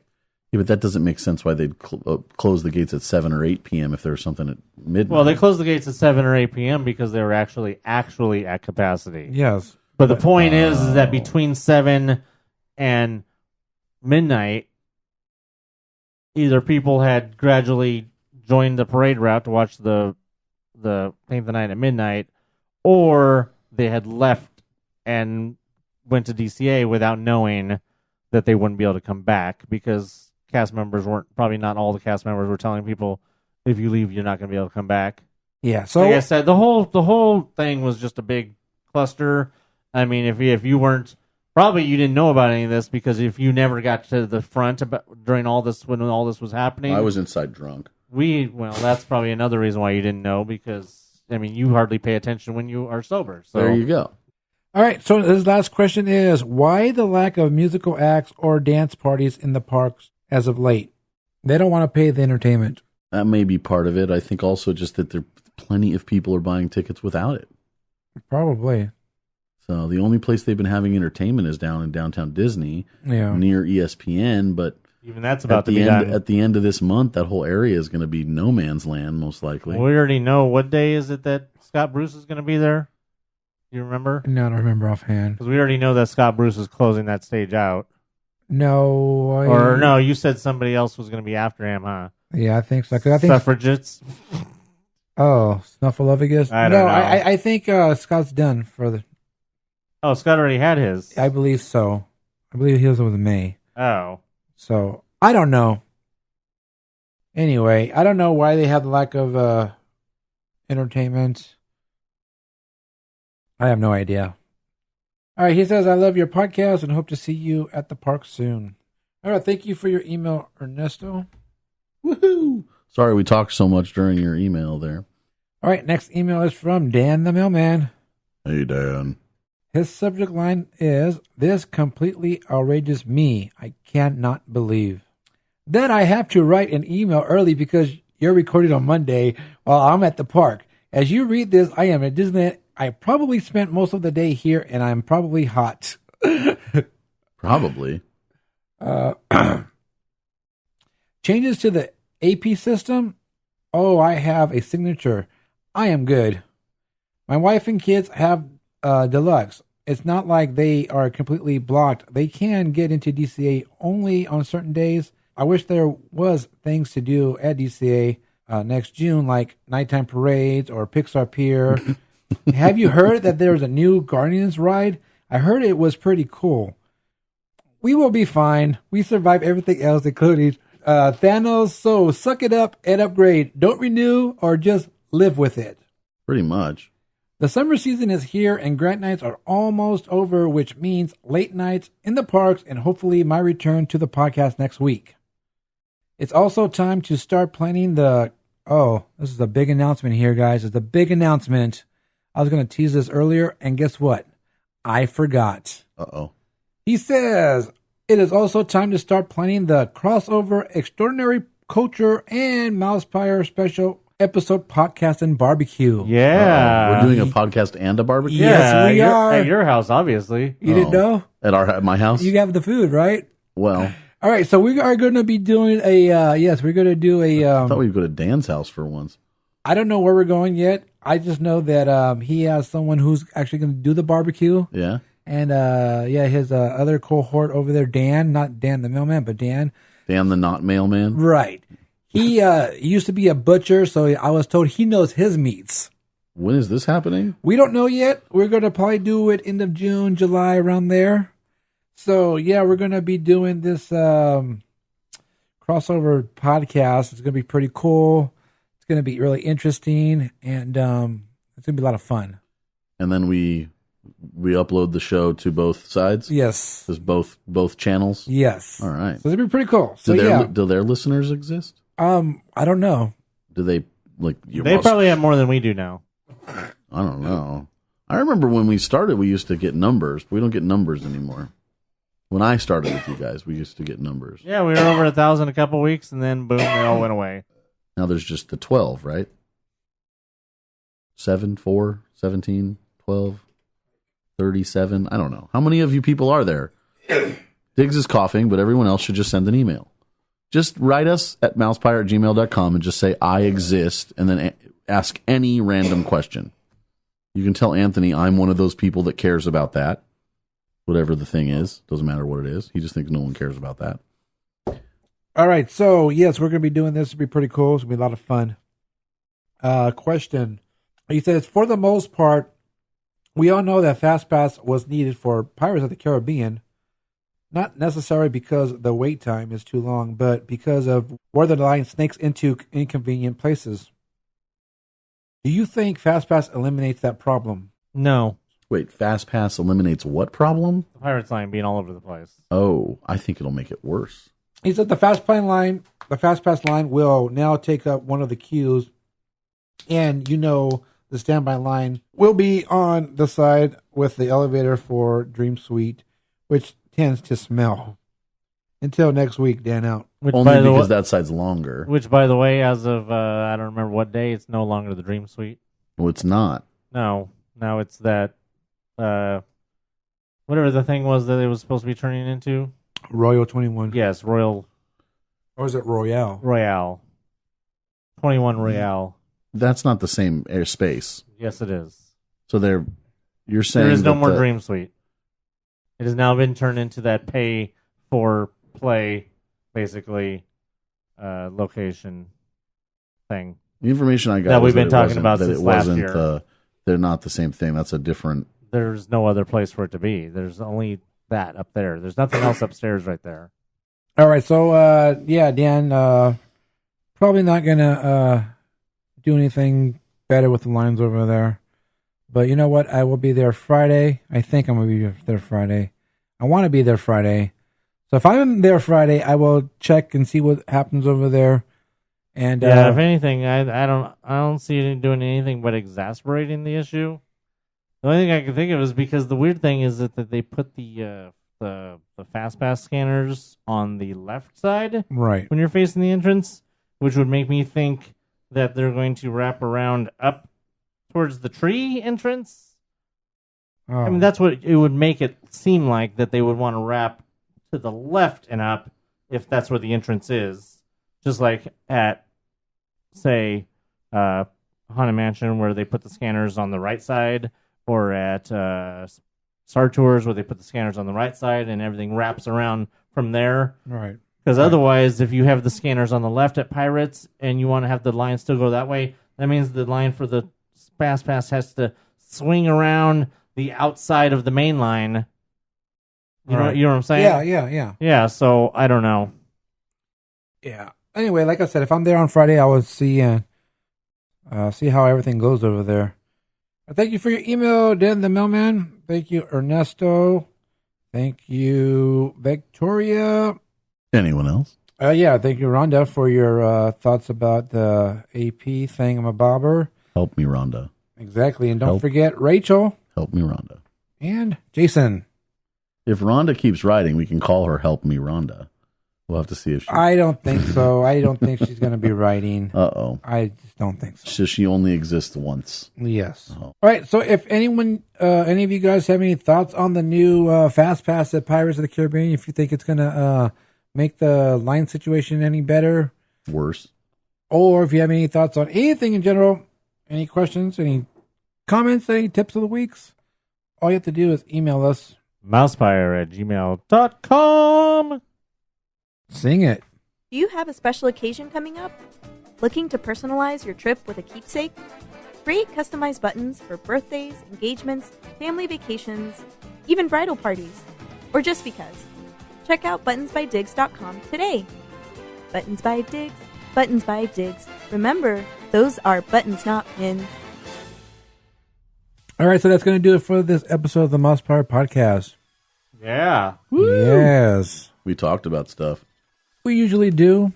We have things to talk about, and we talk to everybody about those things. Even Anthony says those things. No one cares about those things. I don't know. We don't know what Anthony cares about, or who cares about what, or whom, and where, and why. I care about this. Yeah, he cares about cheeseburgers in paradise. All right, I like that song. All right, so I did mention, I went to the parks today, and I was hanging out with Dan, and I forgot this one question he wanted me to ask. After we were watching the Pixar Play Parade, he says, "Why do people follow the parade?" It's a very good question. Yeah. I think that one guy started doing it one time, and people thought, let me do this like that guy. And it's kind of like a monkey see, monkey do situation. I think it's don't think it's necessarily a parks thing, because people do it in like town parades too. They do. I think Sometimes. that people just like following music, and if the music seems to be coming out of the parade, then they're like drawn to that. I think both of my answers are possible. Either it's monkey see, monkey do, or they're drawn to wherever the music's coming from. Now I have a question that might help answer it. Is there a correlation between how many people follow the parade when it goes up compared to when it goes down? Way more You people. know why I'm asking that. Way more people follow it up. Which seems like it should be the other way around. Well, yeah, but you don't want to follow it out, which is pretty much the direction you're going. I mean, next, I don't know. No, I mean, if you're following down, then that means most likely you're walking that way because you're leaving the park after the parade. Right. So you're going to naturally be following the parade if the parade is going down. Down. But if you're going the other direction, then you're like super diehard because you want to get as far from the exit as possible before you have to turn around and go the other way. If you're following that way, if you're following the parade that way, then maybe there's just a really lot of people that want to go to Small World. There you go. No, I think they're just crazy. That's all I've got. Do we know who the parade follower, the official parade follower is? No, I don't do the research on that. Is there Well, one? I'd say 5 days a week. It's probably Brent. We don't need to talk about him. All right, so yeah, that's a good question, and there's your answers, Dan, and maybe you can chime in on something. But other than that, yeah, we are done here, and don't forget that you can go check out the sneak peek of Ant-Man and the Wasp. Ant-Man and the Wasp. Go check out the sneak peek starting on Friday, or if you've heard this podcast on Thursday and you remember, get over there for that AP sneak peek of the sneak peek on Thursday evening. Unless they pull a sneaky Pete, and they don't do that. And get your bookmark. All right, so as usual, you can check out all the social medias to see what is going on and see what the kerfuffles are. What the social medias are happening? What is happening on the social medias? Of course, we are MousePIRE on Facebook, at MousePIRE on Twitter and Instagram. I am at Dubex for life on Twitter. I am at the same thing I was last week. Did you listen? Probably not. Oh, I'm Tim. Same places I'm always at. No one ever messages me anyway. This other guy's got buttons. He's sitting to my left. No one messes me either. Well, only when they need buttons. But you can follow me on Instagram at Blue1313. Also follow Buttons by Diggs on Instagram. There you will see when your button order is going out. And if you are following me on Instagram on Buttons by Diggs, you will see the big old 150 button order I have that will be going out on Thursday. Whoa. Yes, a lot of buttons, a lot of time. Why would anybody other than the recipient care about that? I don't know. Because But everyone can watch. They can check out my buttons and see the custom artwork I do on them, and it's pretty cool. It's a birthday button, and it's all patriotic. So it's the Button Show exactly. with Diggs. Okay, that too. So don't forget to also head over to patreon.com/MousePIRE. It helps support the podcast. Give us money. Pay up. And head over to our YouTube channel, search MousePIRE Podcast. Check out the podcast there also, and you can check out and see what different graphics Tim the Tech does when there's graphics to put up. Just a reminder, if you're not finding our podcast, you're probably spelling it wrong. That's possible. Oh. Although that doesn't explain how you would be hearing this disclaimer. MOUSE. Bye. PIRE. That's pretty much all I have. And on that note, until next time, remember, it doesn't do any good to complain about something on the internet because Ralph is going to break it anyway. So for Chris Berman, Mike Greenberg, and Matthew Berry, I'm Anthony. I'm Tim. I'm Diggs. Bye.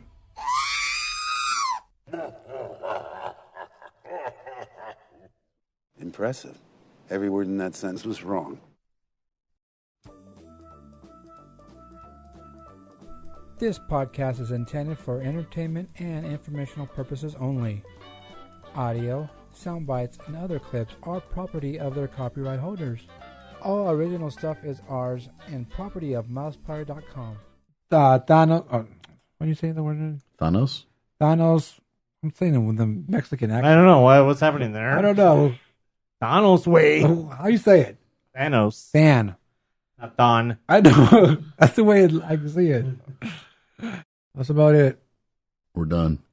Bye. Adios, senor. Wah, wah, wah.